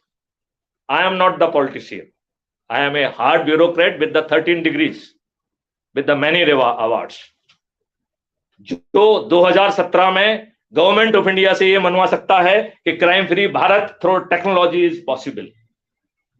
वही व्यक्ति ने फिर ये सब ड्रामा करने की क्या जरूरत पड़ गई, क्योंकि मैंने रियलाइज किया कि ये नेता हमें मूर्ख बनाएंगे, एक क्राइम फ्री भारत कभी भी पैदा नहीं होने देंगे। तो मैथिली शरण गुप्ता ने कहा हम तुम्ही को हरा देंगे। नाउ आई विल प्रूव कि कितना आसान है ये, बिल्कुल कठिन नहीं है। तो इसमें एक ऐप लॉन्च हुआ है जो हम आपकी लिंक शेयर करेंगे। आपको क्या करना है, इन 5 में से एक संकल्प लेना है। आपको 5 अंतःविधाओं के तहत आपको लोगों को जोड़ना है। तो पहली अंतःविधा है खुद को जोड़िए, तो आपको लिंक भेज दिया, आप जुड़ गए तो एक अंतःविधा पूरी हो गई। दूसरी अंतःविधा कह रही है परिवार को जोड़ो। परिवार में भी उसने थोड़ा स्प्लिट कर दिया है कि यदि पति जुड़ा है तो पत्नी को जोड़े, और पत्नी जुड़ी है तो पति को जोड़े, फिर बच्चों को और बाकी लोगों को जोड़े। तो दूसरी विधा हो गई परिवार के सदस्यों को जोड़ो। तीसरी विधा है अपने मित्रों को जोड़ो, और चौथी विधा है अपने रिश्तेदारों को जोड़ो, और पांचवी विधा है जो अपन विभिन्न सर्कल्स होते हैं, जैसे आप जो है ना माइनेट के जो है ना अलमुनाई होंगे तो पुराने माइनेट के लोग होंगे या नए माइनेट के लोग होंगे, आप कहीं किसी जो है ना प्रोफेशनल उसमें किसी नौकरी में जाएंगे तो उसके लोग होंगे। तो ऐसे जो ढेर सारे सर्कल्स हैं, इन सर्कल के लोगों को जोड़ो। तो आप कहेंगे कि साहब वो तो लोग तो सुनते ही नहीं है, बीवी ही मेरी नहीं सुनती है, या पति भी मेरा नहीं सुनता, मैं कैसे जोड़ूं? ये समस्या आ सकती है।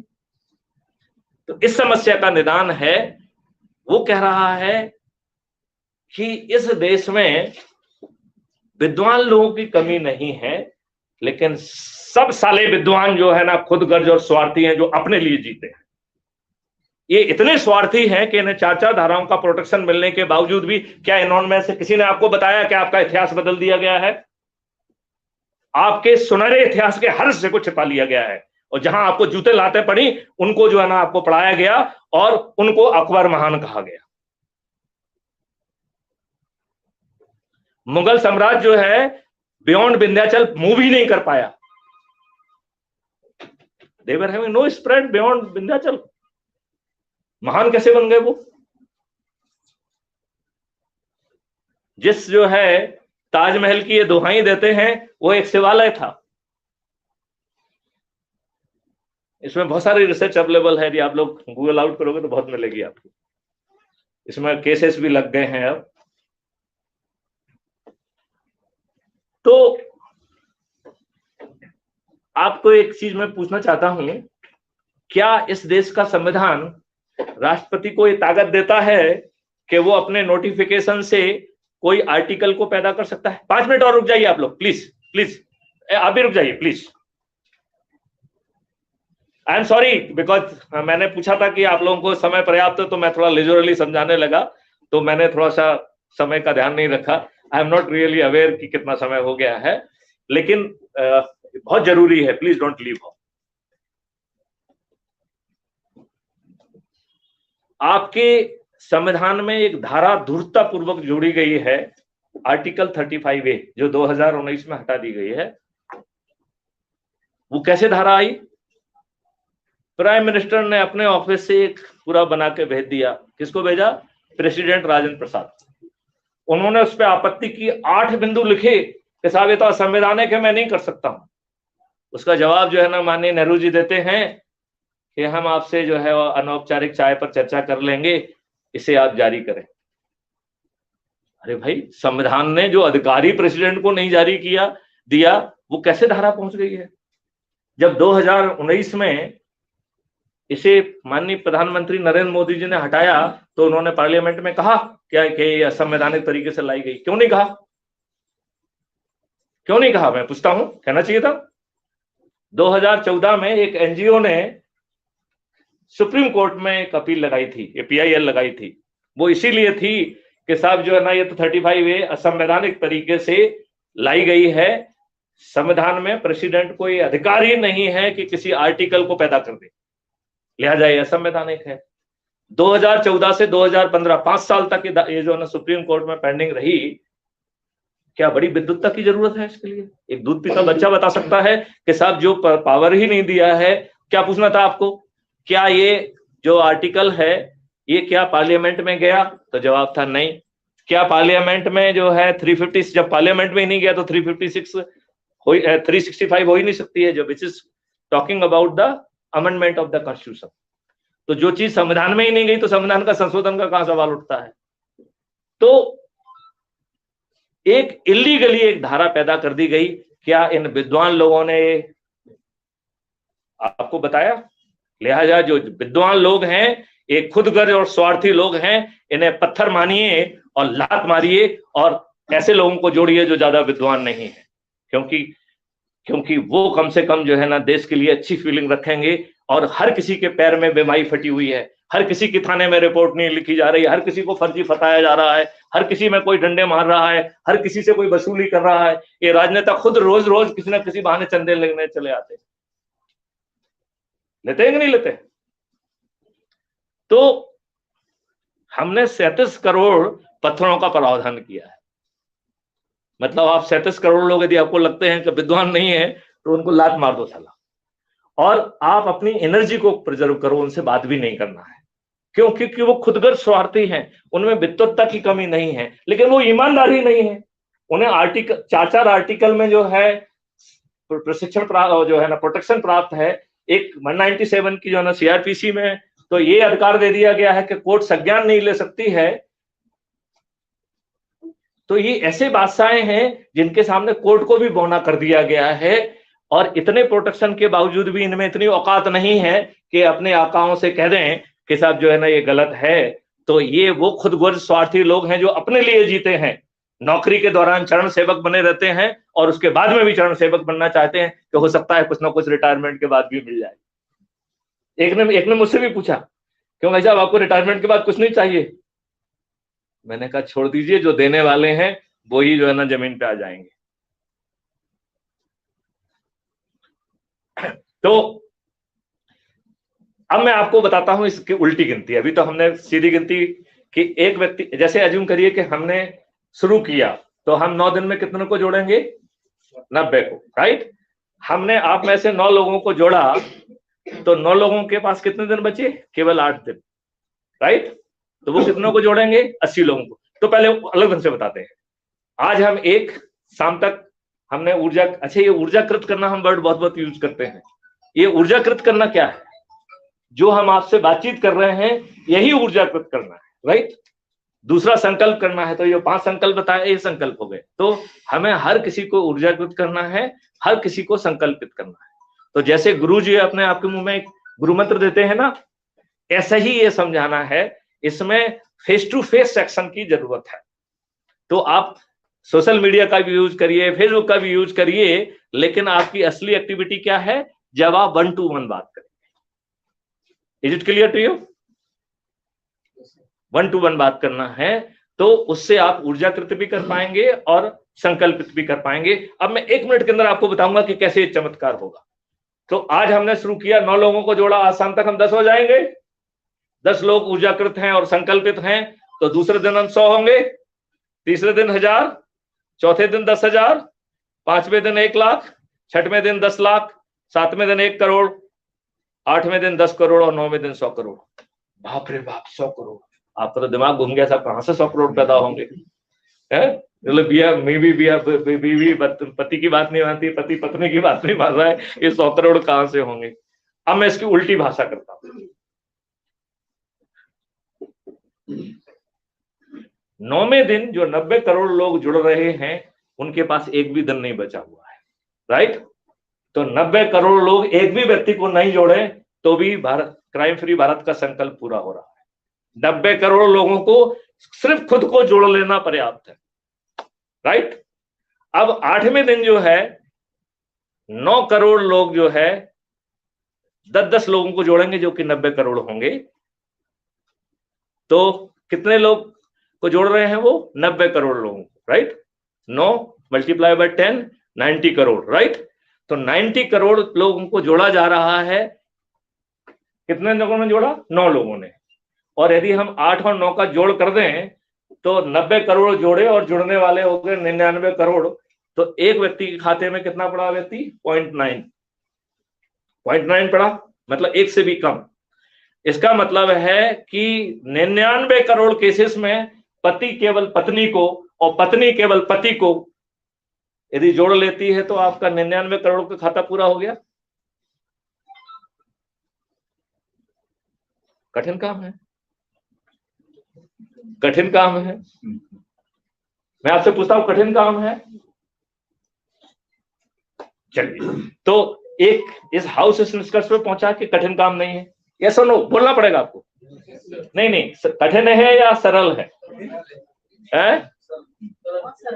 बहुत सरल है। She is absolutely right, firmly बहुत सरल है। 90 करोड़ लोगों को एक भी व्यक्ति को नहीं जोड़ना है, और 99 करोड़ यदि पति पत्नी को, पत्नी पति को जोड़ लेता है तो भी हमारा संकल्प पूरा हो रहा है। इससे ज्यादा आसान और क्या हो सकता है? राइट? तो बहुत ही आसान है। क्लियर?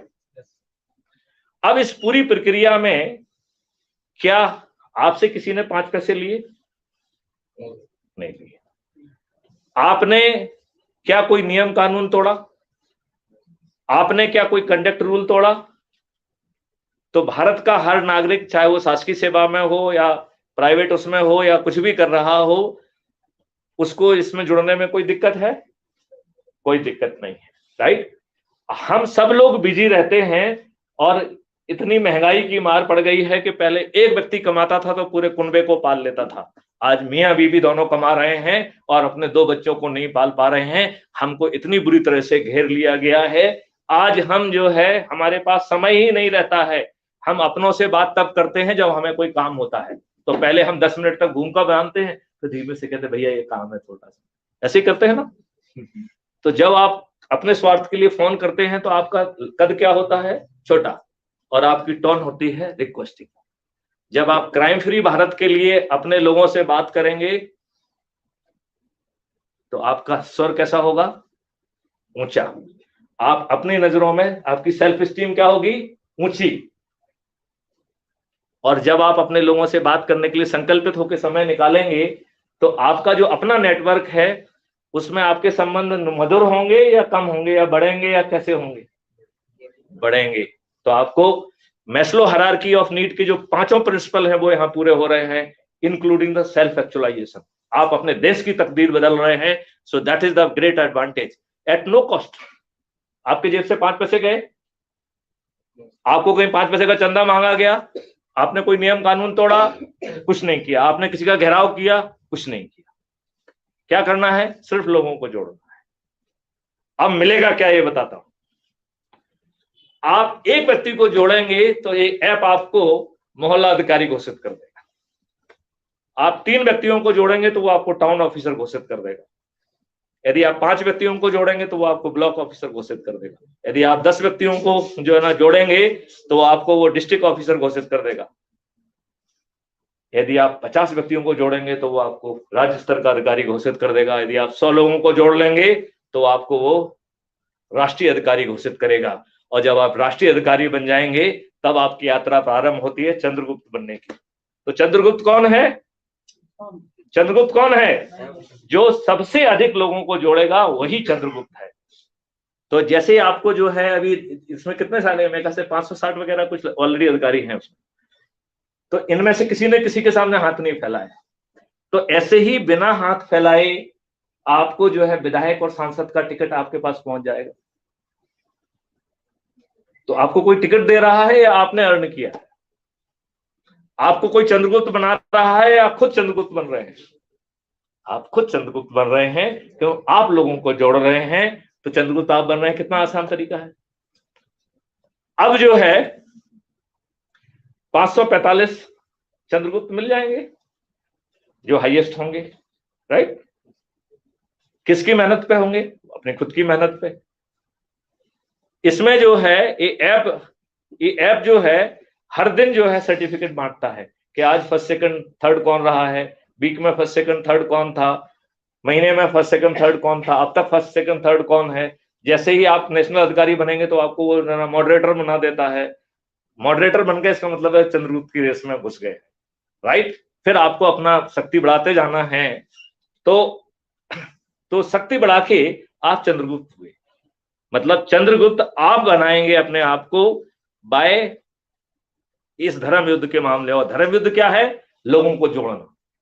धर्म युद्ध क्या है? लोगों को जोड़ना। तो आपको सांसद और विधायक का टिकट मिल गया, आपके 5 पैसे खर्च हुए क्या?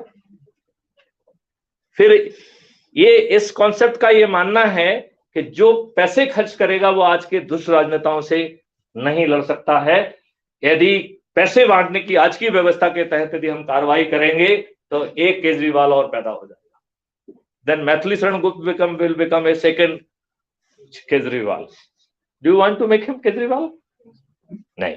वेरी गुड, आप बनाना नहीं चाहेंगे और मैं बनना नहीं चाहूंगा, राइट। वेरी गुड, ठीक है ना। तो आप चंद्रगुप्त बन गए, तो चंद्रगुप्त बनने का मतलब है आपको टिकट मिल गया। किसका टिकट मिल गया? सांसद का या विधायक का। जीतेंगे कैसे? तो उसमें भी खर्च नहीं लगना चाहिए। तो ये जो क्राइम फ्री भारत मिशन के 100 करोड़ लोग होंगे, ये थाली बजाएंगे, दीपक जलाएंगे और प्रतिदिन संकल्प लेंगे कि ये मेरा चंद्रगुप्त है, इसे संकल्प शक्ति से जिताना है। तो आपको प्रचार करने की जरूरत है क्या? आपको किसी कार्यकर्ता की जरूरत है क्या? नहीं है ना। ये छद्म चरित्र के लोग जो कि जो है दल बदलुओं को, अपने बच्चों को, अपराधियों को टिकट बांट रहे हैं, उनकी जमानतें जब्त हो जाएंगी कि नहीं हो जाएंगी? और स्पेशली तब जब हम अपने लोगों से कहेंगे कि यदि आप गरीब हैं और ये आपको पैसा बांटने आए तो आप जरूर लीजिए, बल्कि आप भावतोल करिए। वो यदि आपको 2000 देते हैं तो कहिए कम से कम 20,000 तो दीजिए। यदि वो आपको एक साड़ी देते हैं तो कहिए कम से कम 6 तो दीजिए साहब, साल भर तो चलना चाहिए। यदि आप दारूखोर उन्होंने आपको बना दिया है और वो दारू बांटने आते हैं तो कहिए कम से कम 1 क्रेट तो दीजिए। लेकिन चाहे वो दारू बांटें, चाहे पैसे बांटें, चाहे साड़ी बांटें, वोट चंद्रगुप्त को देंगे। और ऐसे किसी बदमाश से डरने की जरूरत नहीं है, क्योंकि इन सब की जमानतें जब्त होंगी और ये सब जेल जाएंगे।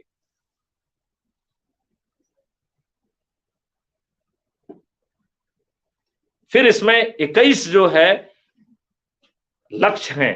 पहला लक्ष्य है कि देश को अंग्रेजों के नियम कानून से कैसा बदला जाए, फिर प्रशासनिक व्यवस्था को कैसे बदला जाए, कैसे आपको टैक्स फ्री किया जाए, कैसे जो है किसानों की आमदनी 5 गुनी और मजदूरों की आमदनी 10 गुना बढ़ाई जाए, कैसे जो है भारत का हर व्यक्ति समृद्धशाली होगा।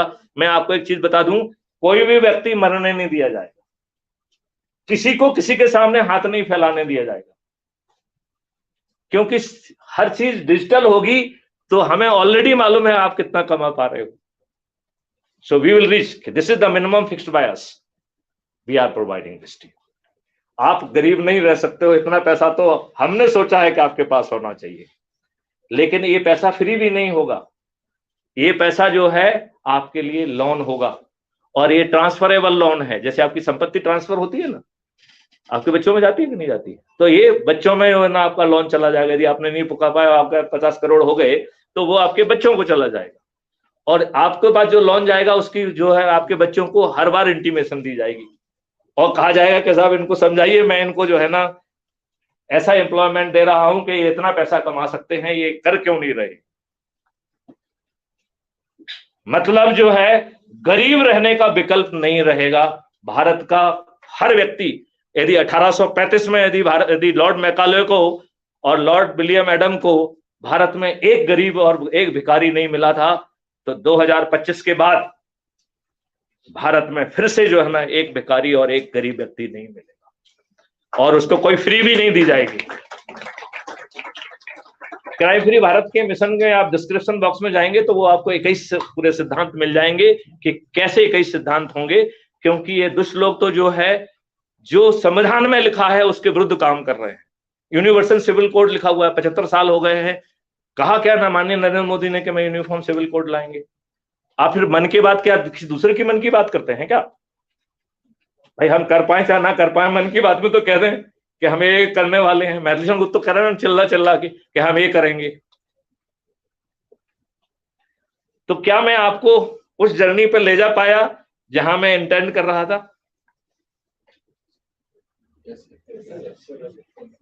जो मैंने कहा है, इट इज डूएबल और नॉट? क्या हम इस देश के दुष्ट राजनेताओं को पराजित कर पाएंगे, और वो भी बिना खर्च के? क्या हम फिर पार्लियामेंट के मंदिर में बैठकर नियम कानून बना पाएंगे? इसका जवाब है पहले 4 साल नहीं। क्यों? क्योंकि राज्यसभा में आपकी मेजॉरिटी नहीं होगी। लोकसभा में आपके पूरे 545 होंगे, लेकिन राज्यसभा में तो नहीं होंगे। तो फिर मैथिली शरण गुप्त ने क्या सोचा है उसके लिए? 4 साल वेट करेंगे?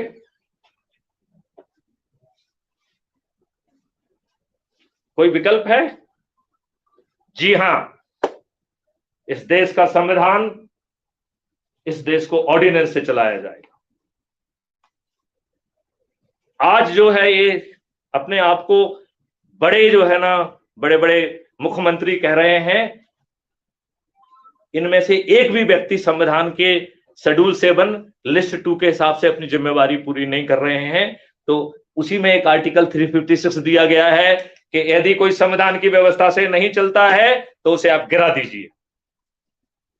मैथिली शरण गुप्त ऐसे सभी जो है सरकारों को गिरा देंगे जो संविधान की व्यवस्था से नहीं चलेंगे।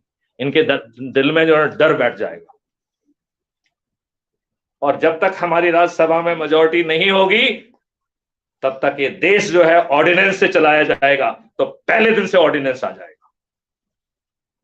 तो जो हम आपसे कह रहे हैं उसके ड्राफ्ट रेडी हैं, टेक्नोलॉजी रेडी है, और जो टेक्नोलॉजी नहीं होगी वो स्मार्ट इंडिया हैकाथॉन से 3 महीने में पैदा हो जाएगी। क्योंकि आपको प्रॉब्लम स्टेटमेंट दिया जाएगा, आपको गाइडेंस दिया जाएगा। हमारे बच्चे इतने समझदार हैं। I am having personal confidence about you because I have worked with the 53 university and institutions.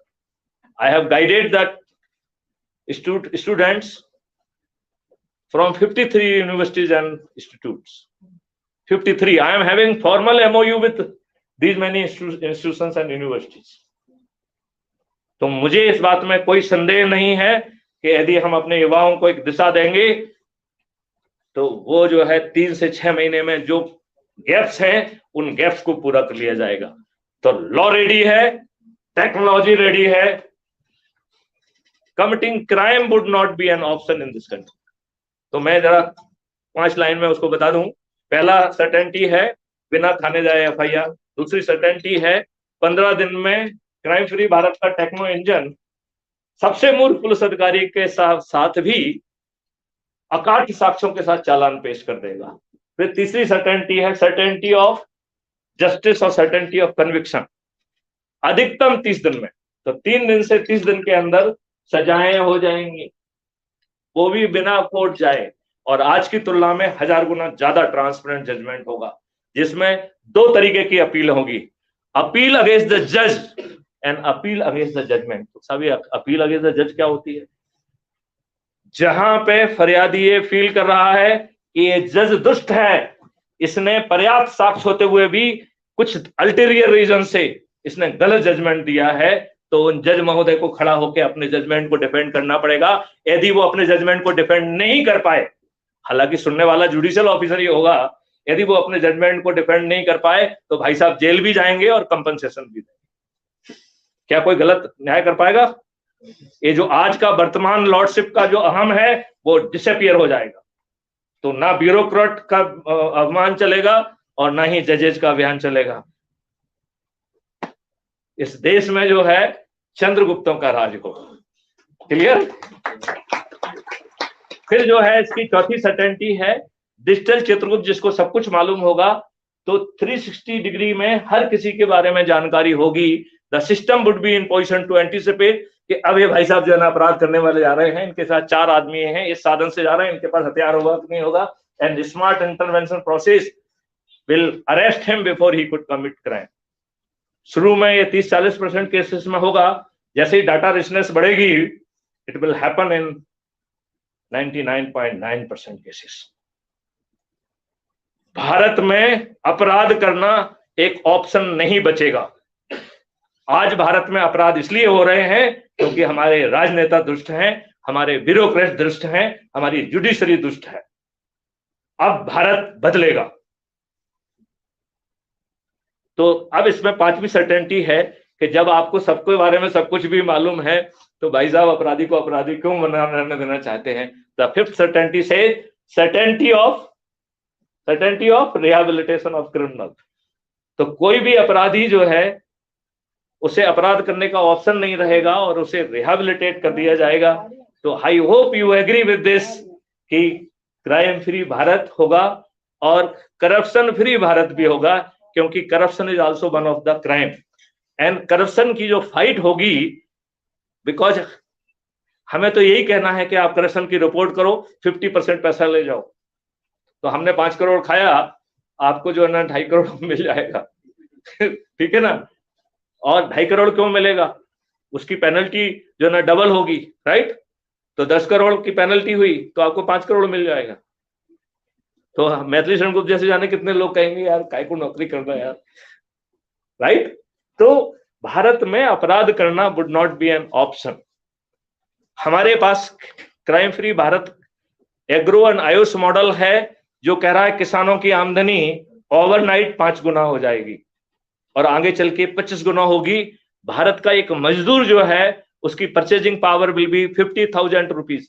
आप कहेंगे साहब ये परचेजिंग पावर एक नया कॉन्सेप्ट क्यों डाल दिया है, तो उसको हर चीज 50% जो है ना डिस्काउंट पे मिलेगी with in the ecosystem of the crime free Bharat. तो वो 25,000 कमाएगा लेकिन उसकी परचेजिंग पावर 50,000 के बराबर होगी। और यदि एक मजदूर के घर में 4 लोग यदि मजदूरी करने लायक हैं तो वो 2 लाख रुपए पर मंथ कमाएगा। 2 लाख रुपए कमाने वाला अच्छे घर में भी रह पाएगा और अच्छा खा भी पाएगा और अच्छी शिक्षा भी दे पाएगा। उसे ना फ्रीबी की जरूरत होगी ना रिजर्वेशन की जरूरत होगी, और फ्रीबी और रिजर्वेशन होगा भी नहीं। जिसको जो चीज चाहिए उसे किसी के सामने हाथ नहीं फैलाना होगा, लेकिन वो मुफ्त नहीं होगा। तो मुफ्तखोरी के लिए कोई स्कोप नहीं होगा। आप जो है अच्छा काम ना करें ये ऑप्शन आपके पास होगा ही नहीं, क्योंकि हम आपके पास पहुंचेंगे और आपको यदि स्किल नहीं है तो स्किल देंगे, रिसोर्सेज चाहिए तो रिसोर्स देंगे, लेकिन भाई साहब आपको इस देश की वेल्थ के लिए ऐड करना पड़ेगा। क्या हम सब लोग मिलकर ऐसे भारत को स्थापित कर सकते हैं? आज जो है इस क्राइम फ्री और करप्शन फ्री भारत के जो है ना दिन यदि हमें प्लेज लेते हैं कि आओ हम अपनी स्ट्रेंथ पर इन दुष्ट राजनेताओं को पराजित करते हुए ऐसे भारत का निर्माण करेंगे, ये 9 दिन में संभव है। समय का अभाव है, नहीं तो मैं आपको बताता कि आज जो भी गड़बड़ियां हैं वो नियम कानून के कारण नहीं है। हमने इंस्टीट्यूशनल मैकेनिज्म को स्ट्रेंथन नहीं किया है, इसलिए जो मठाधीश बने हुए हैं वो मठाधीश हैं। ना तो ये ममता बनर्जी की जो सरकार चल सकती थी, they are day in and day out जो है दे आर वायलेटिंग कॉन्स्टिट्यूशन। आपको मालूम है एक एक्ट पारित हुआ था 2019 में, मोटर व्हीकल एक्ट। बहुत सारे मुख्यमंत्रियों ने कहा हम इसका पालन नहीं करेंगे। संविधान इसकी इजाजत देता है क्या? द मेयर अटरेंस के मैं इसका पालन नहीं करूंगा, it is a violation of article 356, उस सरकार को गिराया जा सकता है। ये दुष्ट राजनेता उस सरकार को सिर्फ इसलिए नहीं गिराते हैं क्योंकि इनके मुख्यमंत्री भी ठीक ढंग से काम नहीं कर रहे हैं। भविष्य में जो भी सरकारें ठीक ढंग से जो है संवैधानिक व्यवस्था का पालन नहीं करेंगी, मैं आपको आश्वासन देता हूं उसे आर्टिकल 356 के तहत गिरा दिया जाएगा। There will be rule of law, everybody will be prosperous. जहां के केंचुए 24 घंटे काम करते हो, जहां के जीवाणु जो है ना इतने ज्यादा उनके गाय के गोबर में हो, वहां पर केमिकल फर्टिलाइजर और केमिकल चीजें। मैं आपसे कह रहा हूं कि इस देश की दूसरी बड़ी समस्या है the chemicals which has been imposed. मैं अपनी बहनों से जो है ना माफी मांगते हुए कहना चाहता हूं कि जो केमिकल जो आपको जो इतने वर्ल्ड सुंदरी और ये सब बनाते हैं, this is all a commercial ड्रामाबाजी। एक कॉस्मेटिक बेचने का जो है ना एक साजिश है। कुछ लोग जो है ना इतनी ज्यादा कॉस्मेटिक थोप रहे हैं कि यदि वो बहनें जो है अपने रात में बिना मेकअप के यदि अपने पति के सामने चली जाएंगी तो पति डर जाएंगे। तो मेरी प्रार्थना है अपने साइंटिस्ट लोगों से कि let's work very hard and let the chemical be removed, क्योंकि इस देश में हम और आप सब मशीनें हैं। हम कुछ खा रहे हैं, हम कुछ बाहर निकाल रहे हैं। जो बाहर निकाल रहे हैं वो 2 इंपॉर्टेंट चीजें हैं, इट इज मीथेन है कि नहीं है, एंड मैनर है। जो आप नहीं खा पा रहे वो जानवर खा रहे हैं, जो जानवर नहीं खा पा रहे हैं वो कीड़े खा रहे हैं, जो कीड़े नहीं खा पा रहे हैं उन्हें जीवाणु खा रहे हैं, माइक्रोब्स खा रहे हैं। और हर चीज जो है आपके लिए एक यूजेबल फॉर्मेट में कन्वर्ट कर रहे हैं, जिसमें साइकिल टू साइकिल हर चीज यूजेबल है। वो देश जो है ना गरीब कैसे हो सकता है? अंग्रेज इस देश से क्या ले जाएंगे? सोना, चांदी, कोहिनूर हीरा। क्या आप सोना खा सकते हैं? क्या सोना क्या आपकी जो है ना वेल्थ सोना हो सकती है? आई थिंक आप लोग सब लोगों ने कहानी पढ़ी होगी, क्या है वो गोल्डन टच, क्या है समथिंग लाइक, क्या नाम है, ऐसे कुछ नाम है, गोल्डन बर्ड। नहीं, गोल्डन टच, जिसमें कि उसके छूने से जो है सोना बन जाती थी, तो वो जिसको भी छूती थी तो फाइनली खाए क्या वो राइट। सो सोना चांदी हमारी वेल्थ नहीं है, हमारी वेल्थ हमारी मिट्टी है, हमारी सूर है। इस देश को ओवरनाइट समृद्धशाली बनाया जा सकता है, सिर्फ सोच चाहिए। ये विदेशियों को महिमा मंडित करने वाले लोग जो है इस देश को वैभवशाली नहीं बना सकते हैं। इस देश के लिए लज्जा का विषय है कि मनमोहन सिंह जब डीलिट की डिग्री लेने गए तो 45 मिनट तक जो है ना अंग्रेजों का जो है ना महिमागान करते रहे, जहां पे जब 1835 की जो रिपोर्ट पेश की गई थी, जो कि मैकाले और लॉर्ड विलियम ने पेश की थी, वो 1780 पेज में रन होती है, और जिसमें बताया गया था कि 18 महाविद्यालयों में भारत का गुरुकुल सिस्टम जो है ना विशिष्टता प्राप्त किए हुए है। और फिर उन्होंने कहा तो फिर इसको कैसे रोका जाए? तो कहा कि साहब इसमें इंडियन एजुकेशन एक्ट लाया गया। इंडियन एजुकेशन एक्ट ने आपके गुरुकुल को तोड़ दिया। गुरुओं के जो है ना हाथ काटे गए, मालूम नहीं क्या क्या उनके साथ बदमाशियां हुई, जिनको जो है ना रिसर्च करेंगे तो उसके भी डिटेल मिल जाएंगे। तो हमें इंडियन एजुकेशन सिस्टम को, प्रेजेंट को खत्म करना होगा, हमें अपने वेदों में घुसना होगा। आपको मालूम है कलादी ऋषि ने 11,000 साल पहले जो न्यूटन को जो आप श्रेय देते हो, वो तीनों क्या, उसके उन्होंने तो और भी बहुत सारे सिद्धांत प्रतिपादित किए, लेकिन उसमें न्यूटन के जो तीनों सिद्धांत हैं वो 11,000 पहले श्लोक के माध्यम से कलादी ऋषि कह चुके थे, जो आपके वेदों में अवेलेबल है। तो आप अपने आप को कमजोर मत मानिए। जब जो है 1835 में जब आपकी लिटरेसी रेट 97-99% थी, उस समय उनकी लिटरेसी मात्र 17% थी। जिस समय आप जो है ना 18 विधाओं में प्रकांडता प्राप्त किए हुए थे, उस समय उनके यहाँ पे केवल संडे स्कूल हुआ करता था और उसमें केवल बाइबल पढ़ाई जाती थी। तो ये लोग आपसे जो है ना वो कैसे हो सकते हैं? आपको मालूम है एलोपैथी में पहले क्या था? वो उनका मानना था कि हर बीमारी खून से होती थी, तो वो जो है हर चीज में नस काट देके खून ड्रेन करते थे। Do you know how that George Bush number 1, George Washington 1, he died because of the drainage of his blood। जो उनके चिकित्सकों ने काटा और उनका खून बह गया, इसके आधार पर जो है वो उनकी डेथ हुई। ऐसा जो था एलोपैथी, तो उनको महिमा मंडित करने का कोई बड़ा कारण नहीं बनता है। आप ये बताइए, जो भी मेडिसिन हैं, जो भी थोड़ा बहुत इन्वेस्टिगेटिव प्रोसेस हैं, उसमें किसी डॉक्टर का योगदान है क्या? That is done by the scientist and engineers. तो डॉक्टर अपने आप को महिमा मंडित क्यों कर रहे हैं? उन्हें तो समझ में भी नहीं आता है। वो जो है ना आके समझाता है उनको, तो अपने काम की 2-4 चीजें देख के और फिर बस वही कह देते हैं, वो तो ध्यान से सुनते भी नहीं। आपने कभी मेडिकल रिप्रेजेंटेटिव को डॉक्टर को ब्रीफ करते देखा है? Have you seen? देखा से कुछ कभी थोड़ा तो जब आप कहीं इलाज में गए होंगे तो वो बाहर मेडिकल वाला भी खड़ा रहता है बैग सर्टिफिकेट लेके, ब्रीफकेस लेके, राइट? तो इन्हें तो इतनी औकात नहीं है कि ठीक से समझ लें। लिहाजा हमें जो है भारत के सिस्टम को डेवलप करना होगा। भारत में कोई भी व्यक्ति जो है ना रोगी नहीं होगा, और आप निरोगी होंगे क्योंकि आपके खाने में जड़ी बूटियां दी जाएंगी, आप दीर्घायु होंगे। ये मैथिली शरण गुप्त का आश्वासन है। With this जो है I am closing my session. If you are having any doubt, please ask. पहले मैं आपसे एक क्वेश्चन पूछ लेता हूं। Do you feel जो मैं कह रहा हूं आपको वो शब्द जाल दिख रहा है, या it is a very doable dream? तो आप लोगों ने अपना SMS ना भेजा हो तो हमने आपको नंबर दे दिया है। आप अपना परिचय देके उसको हमारे पास SMS भेज दीजिए, तो हम आपको आपके नंबर को सेव कर देंगे। I will send U A link, right? उस लिंक से आप डाउनलोड हो जाइए और आज से ही चंद्रगुप्त की यात्रा शुरू कर दीजिए। 2024 में कोई भी राजनेता नहीं जीतेगा, कोई राजनीतिक पार्टी नहीं जीतेगी। यह आपका शासन होगा, चंद्रगुप्तों का शासन होगा, और मैथिली शरण गुप्त आपके चाणक्य होंगे। जय हिंद, जय भारत, वंदे मातरम। कोई क्वेश्चन? कटियार साहब, कोई क्वेश्चन? मैडम अग्रवाल? नहीं, मेरे पास बहुत सारी। करने में तो बहुत सरल है चीजें, लेकिन एक जो माइंडसेट बन जाता है, या फिर आपको दूसरों के माइंडसेट पे क्यों चिंता करना, उनको पत्थर मानो ना।